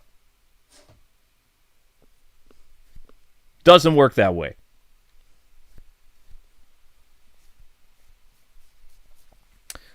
We got hit pretty hard with a DDoS, so our the Elgato is all wrecked. So I can't, if I close this stream to try to fix my Elgato, I'm pretty mad because I would like to, play Batman, but I'm not going to let the hackers win and give you guys no Batman stream, so I'm doing a podcast. Like, I'm talking about some stuff that happened on the internet today and just like, going off. Rather than give you guys no content, I'm trying to give you guys something, even though I can't, I had my stream ruined. I'm not letting these people ruin my stream. I don't, I wish there was a way I could fix it, but I have to reset my computer. I got to reset my equipment, and, see, it's still down. So, I would have loved to do Riddler stuff tonight. I'm actually going to be behind because of that. But I have an obligation to an Ultimate after this stream, so I'm going to do an Ultimate stream because, they paid for the game, so I'll do the game that they want, and then we'll do double the Arkham tomorrow. That'll have to be the thing. I'm going to have to make it up. But, yeah, I hate when people try to silence me. They wanted to ruin my stream by, sabotaging it. And they did mess it up with the cyber attack, but I'm not going to close it off until I'm done.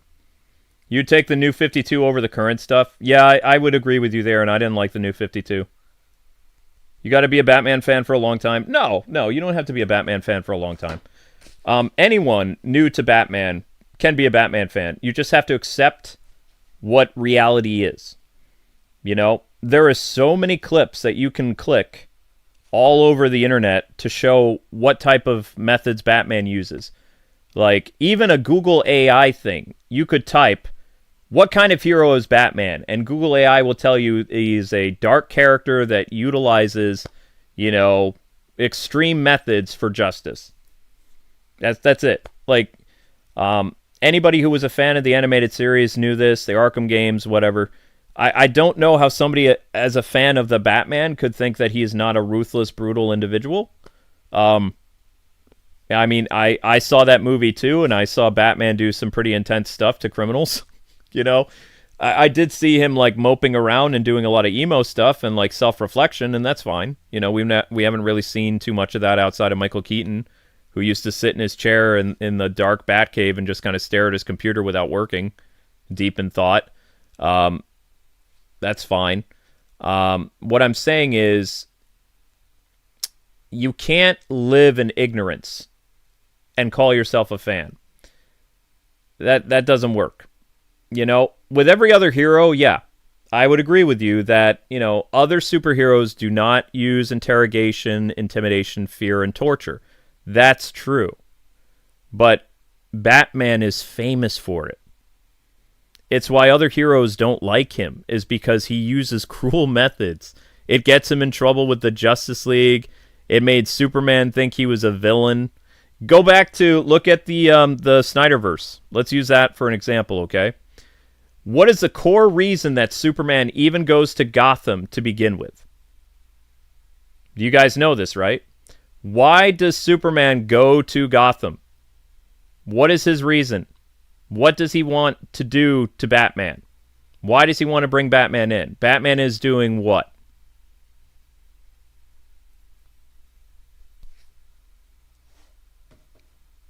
Come on, guys, you should know this. Even if you've only seen the Snyderverse movie once, you should know this one.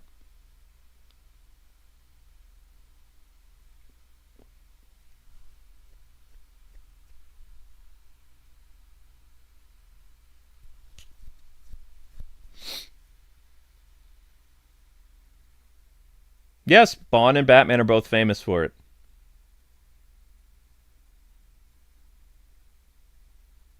Mm-hmm. Branding people. There you go.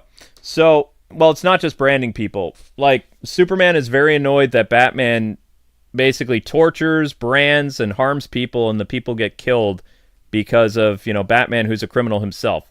So, Superman is not cool with the idea of a vigilante running around the streets of Gotham, basically harming criminals. So Superman, who doesn't even belong in Gotham, decides, I'm going to go to Gotham and I'm going to put a stop to this because I'm better than Batman. Like, my methods are better. Even though he snapped the neck of Zod, he killed somebody, but he's going to go to Gotham and he's going to go bring Batman down because Batman is, you know, torturing people. Like that he draws the line in the sand. That this is why the Snyderverse is weird to me. It's like, he's trying to be this morally just character, but in his previous movie, he killed somebody. Now, I know he had no choice to kill him, but Superman is acting like he's on this moral high ground, you know, that he's better than Batman because Batman, you know, Batman hurts people, so Superman is going to go to Gotham and stop Batman from hurting people. Even though those people deserve it, and Gotham City is not Metropolis, Superman is going to put himself on this high pedestal and think that he's better than Batman, even though they both believe in justice and they both believe in, you know, the law and stuff like that. Superman, he's elevated so much higher, and he's going to look down on Batman for Batman's methods, and he's going to take Batman down. That's his whole reason for going. That's why he makes his expose. He is not cool with the idea of Batman utilizing bad guy methods to be a hero. That's his whole reason. He's like, I'm going to put a stop to this.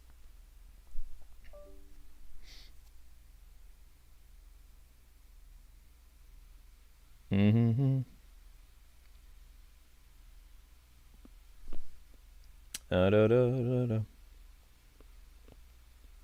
Yeah, there you go. See, Omega gets it. Superman wants to bring Batman in for his brutal methods. Exactly. Yeah. Do you think there will be a graphic patch for Arkham Knight on Switch 2? No, because this isn't a Switch 2 game. The Arkham Knight gameplay that you've seen is Nintendo Switch. It just runs better on Switch 2. I already ranted about that a couple nights ago. There is no graphical patch because it's not a Switch 2 game in nature. I would like it to be a Switch 2 game. That would be great.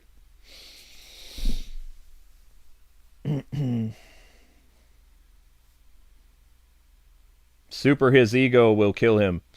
Well, I love this podcast. Well, thank you. Batman and Superman, they own ways to be superheroes for their own respective cities. Exactly. But yeah. So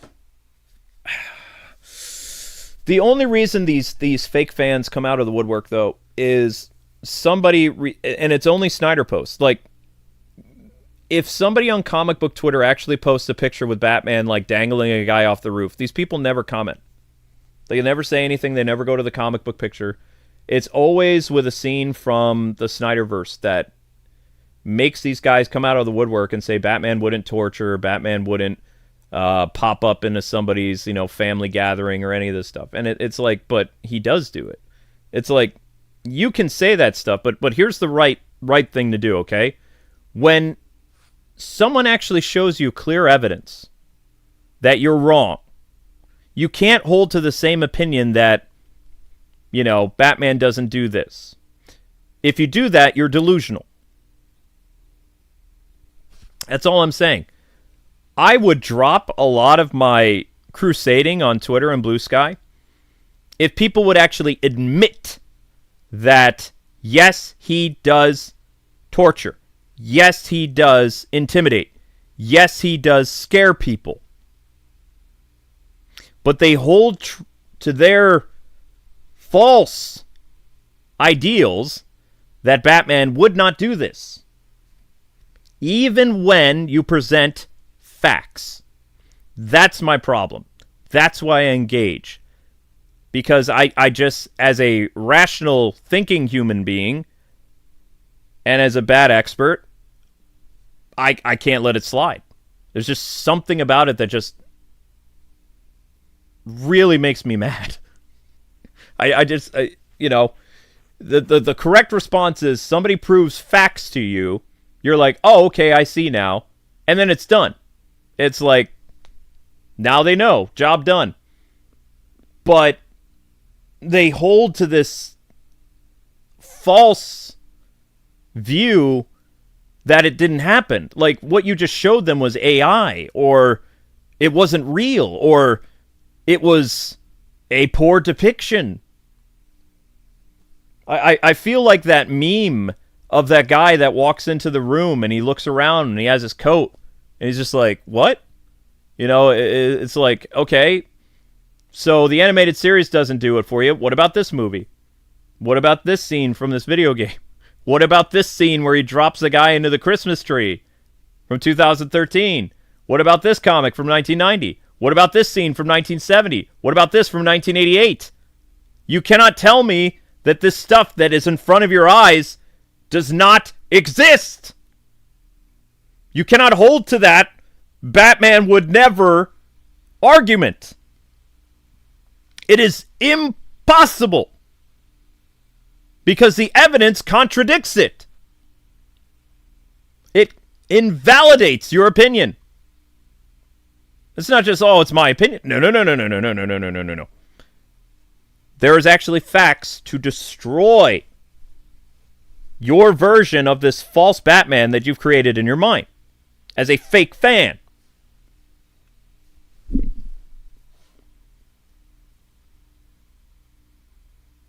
What about all the Batman video games of him torturing people? Yeah. Like I said, everybody is allowed to have their own interpretation of Batman, but you have to understand the core facts of the character to be a fan. That's all I'm saying. You don't even have to be an expert. Just the basics. Just how Batman operates. He's a brutal vigilante who tortures, uses fear and intimidation. He drives a black car. He wears a black bat suit. And he beats up criminals. He's also the world's greatest detective. That's it. That's all you need to know. It's not even a sentence. That's like being a fan of a baseball team and you don't even know who the players are. Go sports, It's like you're just a fan of the symbol, but you don't understand what the symbol means. Why are you wearing the person's symbol? That's like wearing my merch and not knowing who I am. Why are you wearing my merch?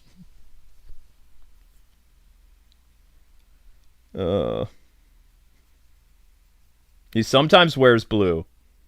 Not always a black bat. And he doesn't kill. Yes, Batman doesn't kill. I think most of these morons are MCU fans. Maybe. I don't know. I miss the Snyderverse. I really liked Ben Affleck as Batman. Yeah, I get you, Captain Wolf. I like the Christmas tree scene in Arkham Origins. It's a good one. The biggest and best thing about Batman is that he doesn't kill. It's that he won't kill because once he does, he'll be as bad as his villains. There you go. Exactly. Exactly. Yep. He may use intense methods, but he will not cross that line. Exactly. I really want to see this imaginary version of Batman that these people... And again, the only reason I get annoyed by these fake fans is they go viral. You know that the truth doesn't go viral on the internet? It's always lies. It's always wrong information that gets retweeted and people all over the world see this wrong opinion, or the truth is always out of view. I hate that. So one thing that I hate about the internet, it would be great if somehow I, as a truth teller for Batman, if my Batman post would go viral so I could put these idiots in their place, as well as to literally prevent stupid people. Because morons create more morons. And then these people infest our fandom with their stupidity. And one day, they'll end up becoming writers that'll ruin the character even more. And it has happened, so don't say it hasn't happened, because it did happen. The 2020s DC Comics is proof that it happens.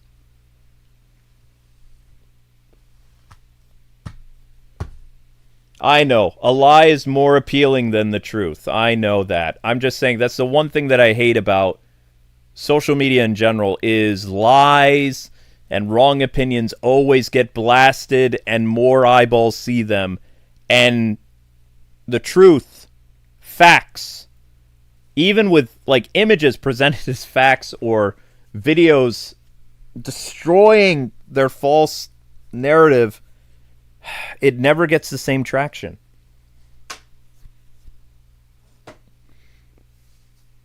It's the one thing I hate about the internet so much. It's annoying. Because what people don't understand is your bad opinion is going to breed more stupid people. Because stupid people, they don't research things. Stupid people just go off one person's opinion and present that as fact, and then it's like a game of telephone. They retweet it, and then they make more dumb people, and more dumb people, and more dumb people. And then, before you know it, now there's 1 million dumb people sharing the same opinion. And the funny thing is, when they jump on you online, when you present fact, and they still dismiss it like a swarm of bees of dumbness. It's so bizarre to me.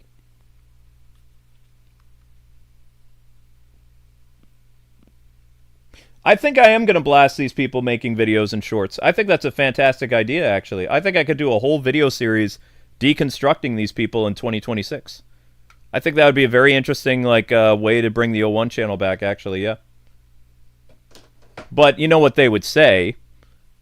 like woke people would say that I'm causing harassment campaigns and stuff against these people, things like that. I'm using my audience to bring violence down on my, people who have a different opinion than me. Whereas I would be using their opinion to show that they're stupid. Not even thinking about harassment. I'm thinking about how to educate people and make them not stupid, so that we can, get stupidity out of our fandom, because it doesn't belong there. I do agree with what some people said, that some of this fandom is from the MCU and from other superheroes that don't have a character like Batman. I mean, let's face it, Batman is a very odd one out in the superhero world, whether, Image Comics or Marvel or DC. He's not your typical hero. He acts like a villain. That's what makes him so cool. He's not your, bright, optimistic superhero. He's a guy in darkness with a dark, scary voice for justice. He's not up here. Stop now, evildoer. I'm about to give you a super bad day. Justice. It's it's very different. There are some characters like Batman in comics, like Spawn and stuff like that, and Midnight, I guess, or Moon Knight. But there aren't many like that. Most superheroes are very, stereotypical. And people like that, and that's fine. You can like heroes like that. React streamers are all the rage on YouTube, though. You'd fit right in. Truth versus lies. There's also Spawn, yeah. Yeah, but I don't... Yeah, I think I will do a video series on stuff like this, though, because it's interesting. Because the most important thing that I want to do is I want to educate people on basic facts about Batman. And I know that most of these weird takes on the internet is because people hate Zack Snyder. And the fact that I literally, the aha moment for me in this interaction online was the fact that I proved that the whole reason this person started this argument and came to this video, or not video, came to that that post on Twitter was because he wanted to go there because he hated Zack Snyder. He hated the Snyderverse. So his sole purpose for even commenting on there was, to basically punch down on the Snyderverse. That was his whole reason for going there. All the weird stuff that he said, his sole objective was just to punch down on the Snyderverse. That was his whole goal. I got him to admit that, which proved a theory that I've had for months now, actually for years, that most of these people that, punch on the Snyderverse or Arkham and stuff like that, these people were never fans of Batman, and they don't understand the character at all. But my problem with them, which I should do a video series on this, to show how stupid these people are. My main problem with all of this is that they say that they're a fan of this character, but they know absolutely nothing about them. Not the basics, not their core values, nothing. All they see is a picture of the character and they say they're a fan. I cannot stand people like that.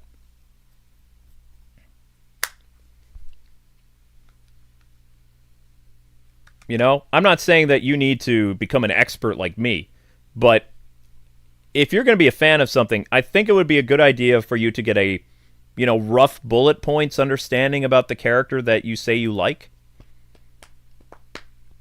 What do they stand for? Who are their villains? Do they have superpowers?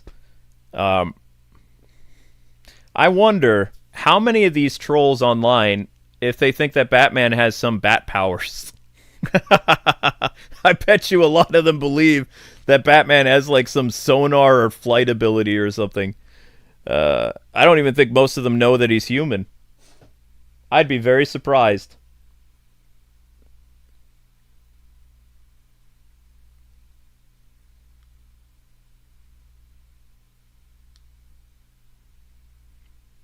Superman doesn't understand humans and darkness within them. That's the key difference between them. It kind of makes Superman very childlike and innocent in a way. Yeah, kind of. And they all act like Grant Morrison is a bad writer all because he talked down on their favorite universe. I'm really starting to wonder that, John. I'm wondering, like, how many of these people do they even know that Batman is a human, or do they think he has like some type of bat powers and that's what makes him cool? Like I used to think that there are people like that don't exist, but I'm really starting to wonder if like a lot of these idiots like think that Batman actually has superpowers. Because that right there, I mean, you could easily make them look like idiots that way, because most normal people in the world today know that Batman has no powers. He is just peak physical perfection, to the point of like fine-tuning his body to the, utmost like insanity. But he is a flesh and blood human with, his weakness is being human, being his mortality. He can be killed, he can be hurt. I mean, one episode of the animated series, or even the 2004 The Batman Show. Although I don't remember. The 2004 Batman Show was like Batman Kung Fu. You guys might have to help me with this. I've only seen the show once. Because, again, I'm a animated series junkie, and Justice League. Did the 2004 Batman ever use interrogation in the show? I know he used his Bat computer, and he used some intimidation with, spooking people in the shadows and stuff like that. But did he ever use interrogation in the show? This would have been on Kids WB from 2004 until 2008. If anybody remembers, let me know, because, again, I've only seen the series once. Not a fan.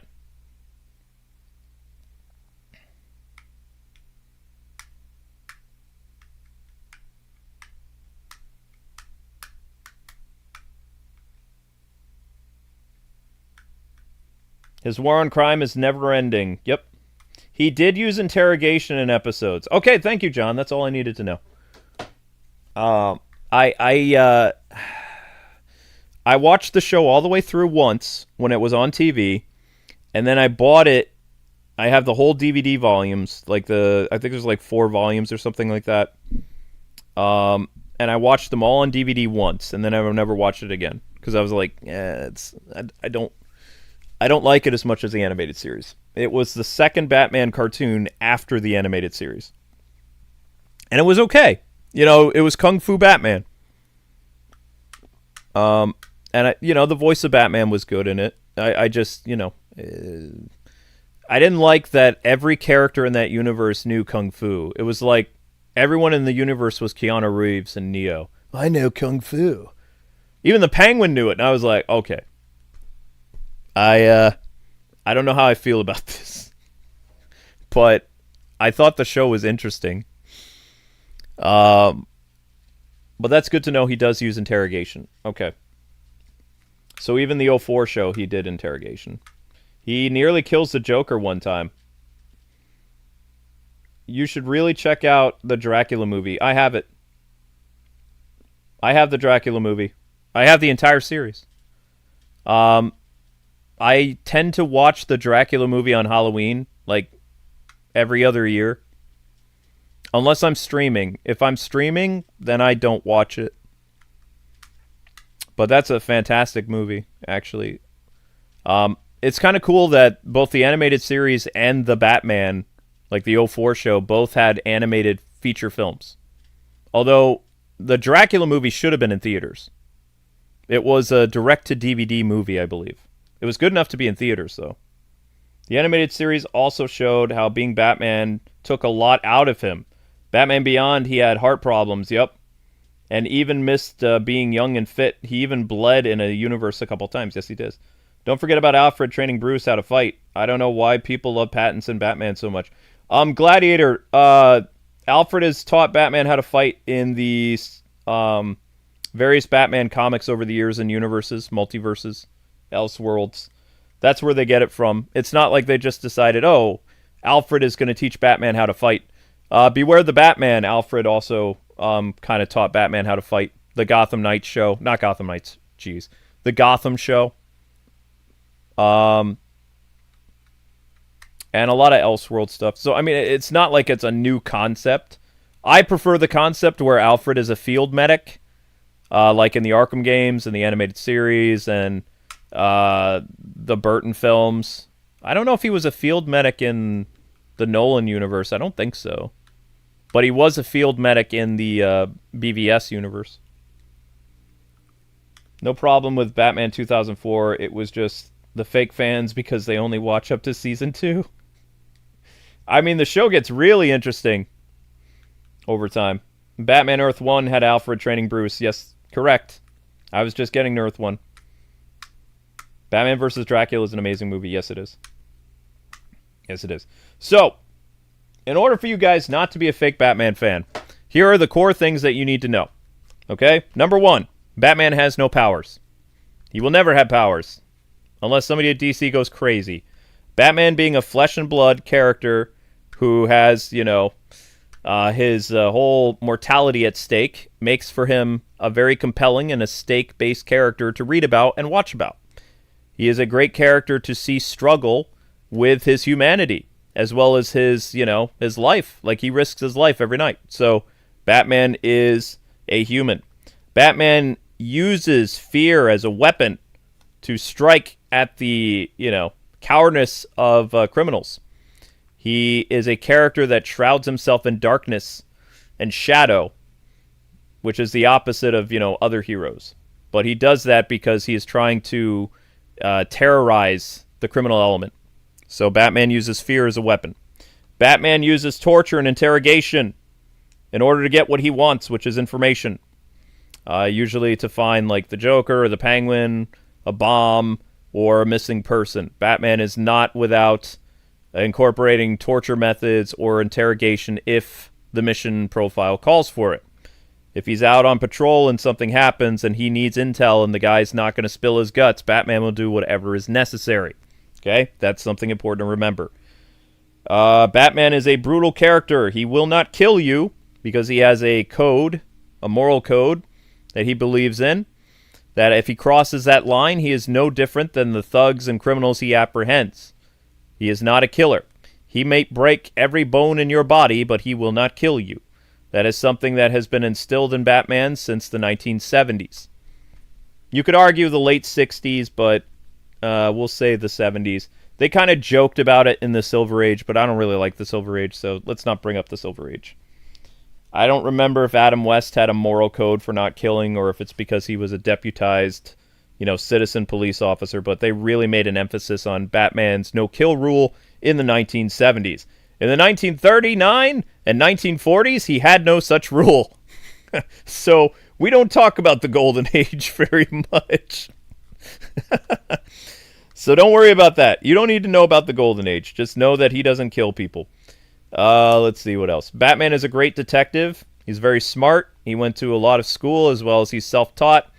He holds several degrees in psychology and criminology and things like that. He's traveled the world to learn martial arts and all kinds of stuff so that he can be a better vigilante, more or less. And Batman has compassion. And Batman, believes that anyone can have redemption, but at the same time, Batman hates guns. And he hates, like, certain criminals because they just do stuff because, like, Batman's tried to figure out why they're evil and they're just evil. So that's pretty much the core elements of Batman's character. Like, it's very easy. He does not kill. He does torture. He is brutal. He is smart. He is human. He drives cool cars and vehicles. And he has a lot of money. Well, unless it's the 2020s. Then he's... who knows what he is anymore? He is a trust fund, maybe? Alfred left him some money? I don't know. I don't care anymore about that stuff. He used to be rich. For a long time, but... Absolute Batman and current day Batman, who knows? But that used to be a part of his character. I don't think Snyder's Batman is bad, but I can't stand the version of Superman. And with no stand-alone Batman movie in the Snyderverse, it makes it hard for me to enjoy his Batman, aside from the clips. Yeah, I get that, Garrett. We'll never ever get to know what arc Batman was going to have because it just ends abruptly. We'll never know. So if he won't kill, why doesn't he just paralyze or cripple his enemies? I'm pretty sure they won't come back after that. He has paralyzed people.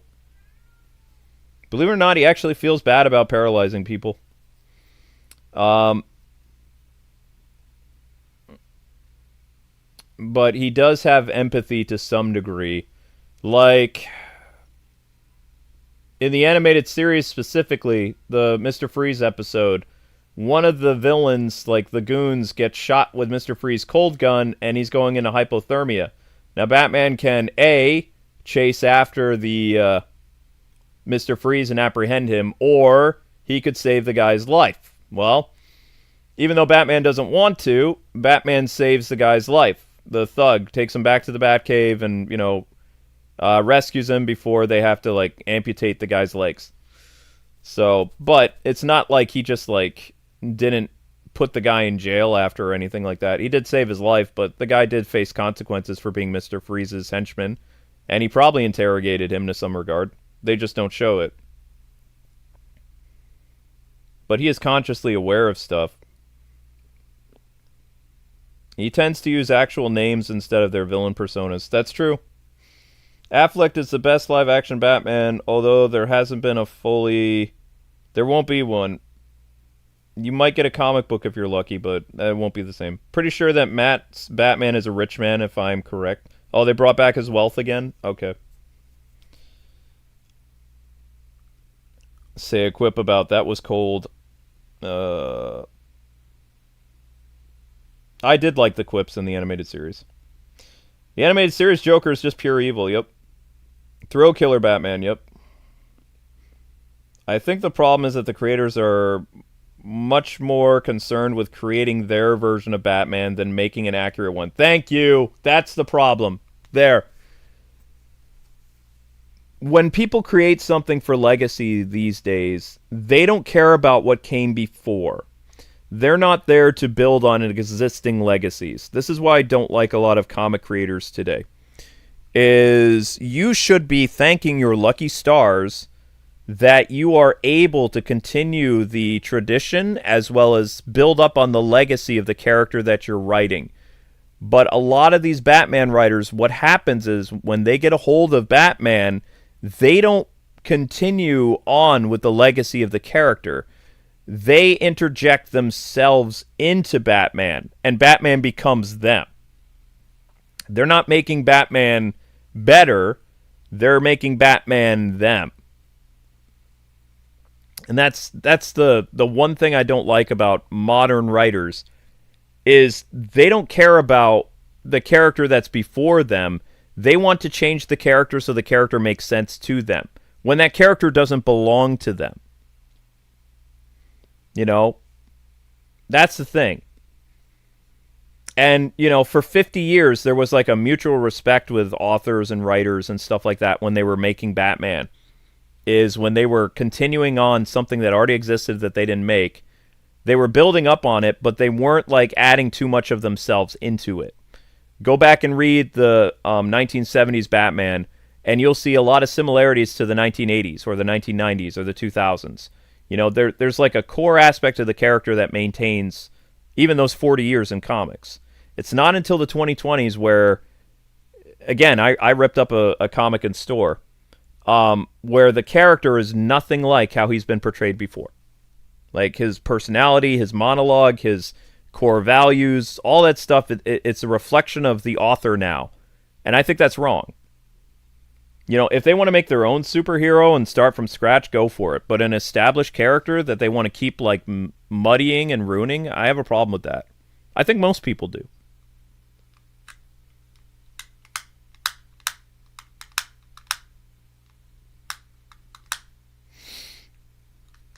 So, I mean, that's my core reason why I don't like a lot of stuff that happens in comics today, is because I just feel like it's a huge, what's the word I'm looking for? It is a disgrace to the character. And it's a disgrace to the people that came before you. Because they literally, it's like, think of it like a race. Like the past 50 years of Batman stories and characterizations and stuff like that, every now and then you would have a new writer who would come by and they'd pass the baton to the next one. And it feels like the person took the baton, but they're not running with it to the next person. They're walking with it. Or they don't care about the race anymore. They don't care about what's happening around them. They only care about their own selfish ideals and point of view, and they're using Batman as like their voice, their platform, when it's not theirs. Right? That's my main reason that I don't like DC Comics today, is because I'm not reading Superman comics. I'm not reading Batman comics. I'm reading whoever the author is. And I don't really care about the author. I'm not there to find out their view of the world. I could care less. I'm there to get a cool Batman story in the 2020s, and I'm sorry, but I haven't gotten that. And every time I give them a chance, like somebody says, this is a great book, go pick it up, I get infuriated because I read it and it's not Batman. It looks like Batman, but it doesn't act like Batman, doesn't think like Batman, it thinks like the author. And I see how the authors respond on Twitter and Blue Sky and stuff like that. I don't like it. It's like a mental illness or something. It's weird. Like Syndrome or something, yeah. 70s, 80s, 90s, 2000s, and some of the 2010s. Yep, exactly, Omega. Very smart. They're turning Batman into a puppet, it feels like that. Batman would agree with me, Syndrome. I hate that. See, let me be honest with you guys. You know I'm a Christian, right? Christian gamer, whatever. If I wrote Batman, I would write a Batman that was cool.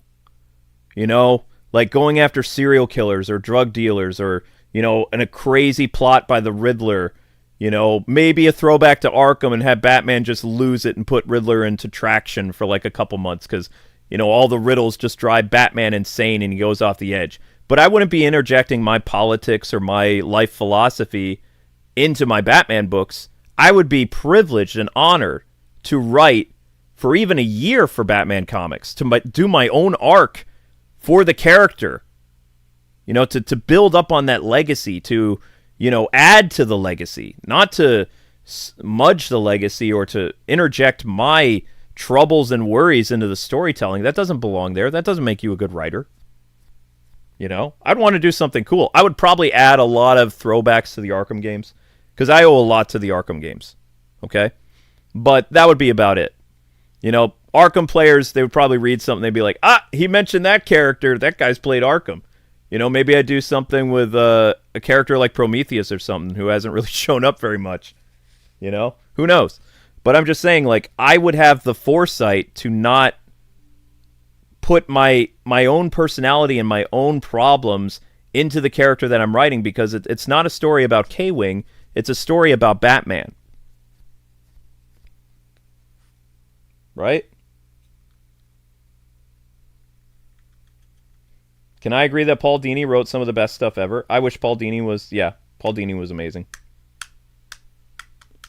Japan does characters better. I agree, Omega. I like you.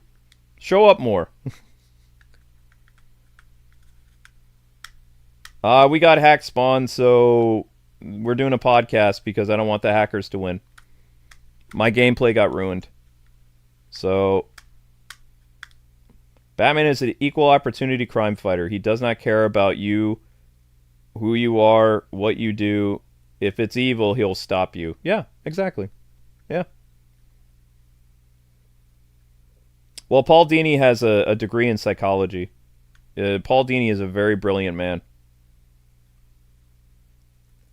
Got to get some Arkham chimes in the DCU. I mean, that's all I'd be guilty of. I'd be guilty of adding a lot of Arkham stuff. I'd go down as one of those Batman writers that like had so many Arkham memes that people would be like, be an eye roll moment. Be talking to the author or the artist, be like, okay, so in this scene in the background, I want you to have a wanted poster from the Arkham games. Be like, what? Yeah, just throw a Prometheus wanted poster right there. It won't mean anything to the story, but people reading the comic could be like, what is that? Or maybe make the Batmobile look like the Arkham Batmobile, or something. Bring in a character from the Arkham universe and put them into the game, or the writing. I'd have some ideas for Scarecrow, definitely. Yep. But it would never happen because, DC doesn't hire people like me. I don't fit the narrative. I would have to create my own hero, and I'm not going to do that. I like talking about the character. I'm going to be doing a lot with Lego Batman next month, and we're going to be talking a lot about Batman in just a couple days with Arkham Origins. So I hope to see you guys all for Arkham Origins. Christmas Eve. I'm going to be playing Arkham Origins from scratch on the Steam Deck, so it's going to be faster and better graphics and all that fun stuff. But yeah, I'm sorry that the Arkham gameplay got ruined. I got hacked pretty bad, and by the time, I was helping my wife, clean up after my parents were here, because my parents came up from Albany, which, is quite a far away. So, I wasn't here, per se, when the music was running and the stream was getting DDoSed to, no end. And, my connection with Elgato got messed up and all this other stuff, so I couldn't show gameplay. And I think even the computer shut off. I don't know. It might have. So, very sorry we couldn't do gameplay tonight, but I hope you guys enjoyed this kind of podcast / rant and stuff like that. It was a lot of fun. I have a contractual obligation to a VIP of the channel. So I will be playing... I have to reset all my equipment, but I'll be doing something called Night in the Woods. I have no idea what that is. But it was a bought and paid for stream. Tomorrow will be all Arkham, because we have streams to make up, as well as Riddler stuff. So on the 23rd will be at least 2 Riddler streams starting at 3:30 and 7. If I can squeeze in a third one, I probably will try. And then at 11 o'clock will be a stream of, what's the name of that game? Oh my gosh. Expedition 33. So tomorrow has a VIP stream around 11 o'clock for Expedition 33. So I'm pretty booked. But it's mostly going to be a Batman takeover of the channel now for the next 2 weeks. So Metroid is put on hold for a while. Solo leveling is on hold for a while because I'm nowhere done with that yet. And I don't know what I'm doing with Wario yet. So you have 3 series that are kind of on hold because 1, people aren't watching them, and 2, they take too long. Most Metroid streams last for 5 hours. I don't like that. Most of my Batman streams last for 2 hours. That's a lot better. That's right. So, yeah. But thanks for hanging out, guys. I will repost the Adam West thing for you guys later tonight because we're going to do that stream first, and I have some other stuff. Yay, Arkham Origins. Yep, everybody loves Arkham Origins. I love Batman Death Mask. I would love to see a Arkham game as the Riddler main villain. His voice actor's incredible. I don't know. I don't know if he's incredible. He's definitely annoying. Japan also listens to their fans. Yeah, of course they do. It's because Japan wants to make money. Americans don't want to make money for some reason, which is weird because Americans are supposed to be capitalists. But I absolutely love that game. Heck yeah, okay. Batman Takeover, it's your specialty, Luke. I've been typecast Keyblade. I can't get away from it. I've been praying for years that more Batman games will happen because, that's what the internet... the internet has typecast me. I'm like Adam West, okay? Adam West tried to do other things in his life. Everybody knew him as Batman. So, everywhere I go, when I open my voice in another state, I've had people come up to me, they're like, "Are you the Arkham guy?" It's like, what? So... I can't get away from it. I'm like Robin stuck in Batman's shadow. When I don't talk about him, I don't make as much money. I don't get as much notoriety. I just kind of fade into history. But when a new Batman game comes out. Everybody wants to know my opinion. I get so many people DMing me. People I haven't heard from years come back and talk to me. You know, it's like I'm tied to the character even though I have no connection to DC. It's weird, you know? I don't hate it. I just don't like the current modern depictions. It doesn't bother me. I've made peace with it.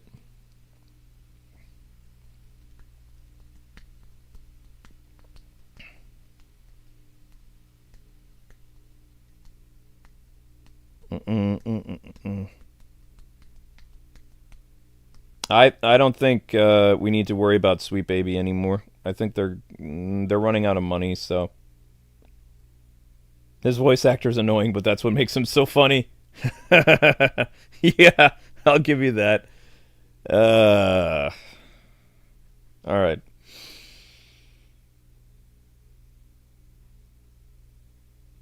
You deserve to be more involved because you do care. I mean, it's it's not that I care so much. It's I understand what it is to be a part of something, like how privileged you should be to be a part of something that has been around so long and that you want to improve it and make it better, or even stand in the shadow of all the greatness of the people that came before you, like Chuck Dixon or Neil Adams or Frank Miller or whatever. To be in the presence of titans and giants in the industry. It's like, how are you going to make your footprint? And most of these people are just like, I'm just going to talk about my own life and use the character as a sounding board. It's like, but what are you going to do for Batman? I would just try my best to make a cool story. Just like, Paul Dini was very nervous when he wrote his first Batman stuff. It would be like that for me, I love the character. I grew up with the character. I want to see the character done right, That's it. It doesn't make me a saint. It doesn't make me a good person. It's just like the character has value to me. It meant something to me. It was very important in my YouTube career. It was very important in my childhood. I just want to see the character done right. Just like what Christian Bale and Chris Nolan said. They wanted to bring dignity back to the Dark Knight. That's what my whole goal would be. If I was the guy, like if Batman was run into the ground and he did so badly and he wasn't selling anymore, I would go to DC and I would be like that teacher from New York City and be like, hey, I know this is your least performing book, but give me 1 year and I'll get this selling hundreds of thousands of copies a month again. Like that would be my goal. Because I wouldn't give up on it because I'm a true fan. I know there's so much potential for Batman, and there's ways to go back to his core values and what makes the character who he is, and I think I could pull it off. But would that ever happen? Probably not. I'd be willing to, though. But of course my YouTube channel would disappear. Do you do PvPs live with people if you get enough requests? No, because I'd get my butt kicked. You mean you pay me money to lose and ridicule me online? No. Kwings should have bought Netflix rather than Netflix? No. I don't have any money. I'm a poor guy. I'm like Dick Grayson. I don't have money. Or I'm Jason Todd. I don't have money. I just have enough to get by. Pay the bills, keep the lights on, that kind of stuff. YouTubers don't make as much as people think they do. They take out credit cards, they get expensive cars, and they act like they're, living extravagant, but they're, a lot of them go into debt, and a lot of them have financial problems because they've spent money they didn't earn, or they're counting on their YouTube channel to pay them back, after spending all this money, living this extravagant lifestyle, and then their channel starts to earn less money. I've always lived within my means, I always thought every month or every year this could go away. That's how I lived on YouTube for 18 years. I still live that way, kind of. You are the chosen one. My name does mean Lightbringer or Bearer of Truth. So that's what Luke means. I take my name kind of seriously, I guess. But anyway, I gotta go, guys, because I have to fulfill an obligation for a VIP. So if you still want to hang out with me, I'm gonna be playing a crazy game. which will be redirected. And I'm going to keep the stream up, but it's not really much of a stream. It's just a picture. Again, I apologize, but I got hacked, so not much I could do. Give Kwing $500 to embarrass him online in a game? Go for it.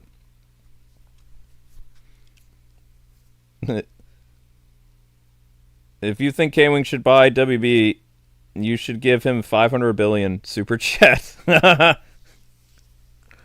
Hostile takeover from Kwing. No. I don't know what's going to happen to WB games, but we could talk more about Batman tomorrow, guys. You have 3 Batman streams tomorrow, so come back during the Arkham streams. You can always ask me questions or whatever. I don't mind. As long as I won't answer questions about any Batman comics from the 2020s because I don't like them. Any of the nonsense that's on Twitter and stuff like that, I don't like those Batman comics. Not pay you to lose, but if you have like 20 or so people that want PvP and monster stories or some games like that. Oh, you mean if people pay to play with me? That could be a potential, like next year for Monster Hunter and stuff like that. I would be open to that. You'd have to talk to my mods though and remind me. Do another video stream like this again, please. This was really fun. I mean, this is what my Arkham streams are like. Mimo? More Batman to come. Same bat time, same bat channel. Yeah, there you go. All right, guys. I got to go do a VIP stream now. So thanks so much, everybody. And tomorrow the Arkham stuff will work. Okay? All right. God bless people. Thanks so much.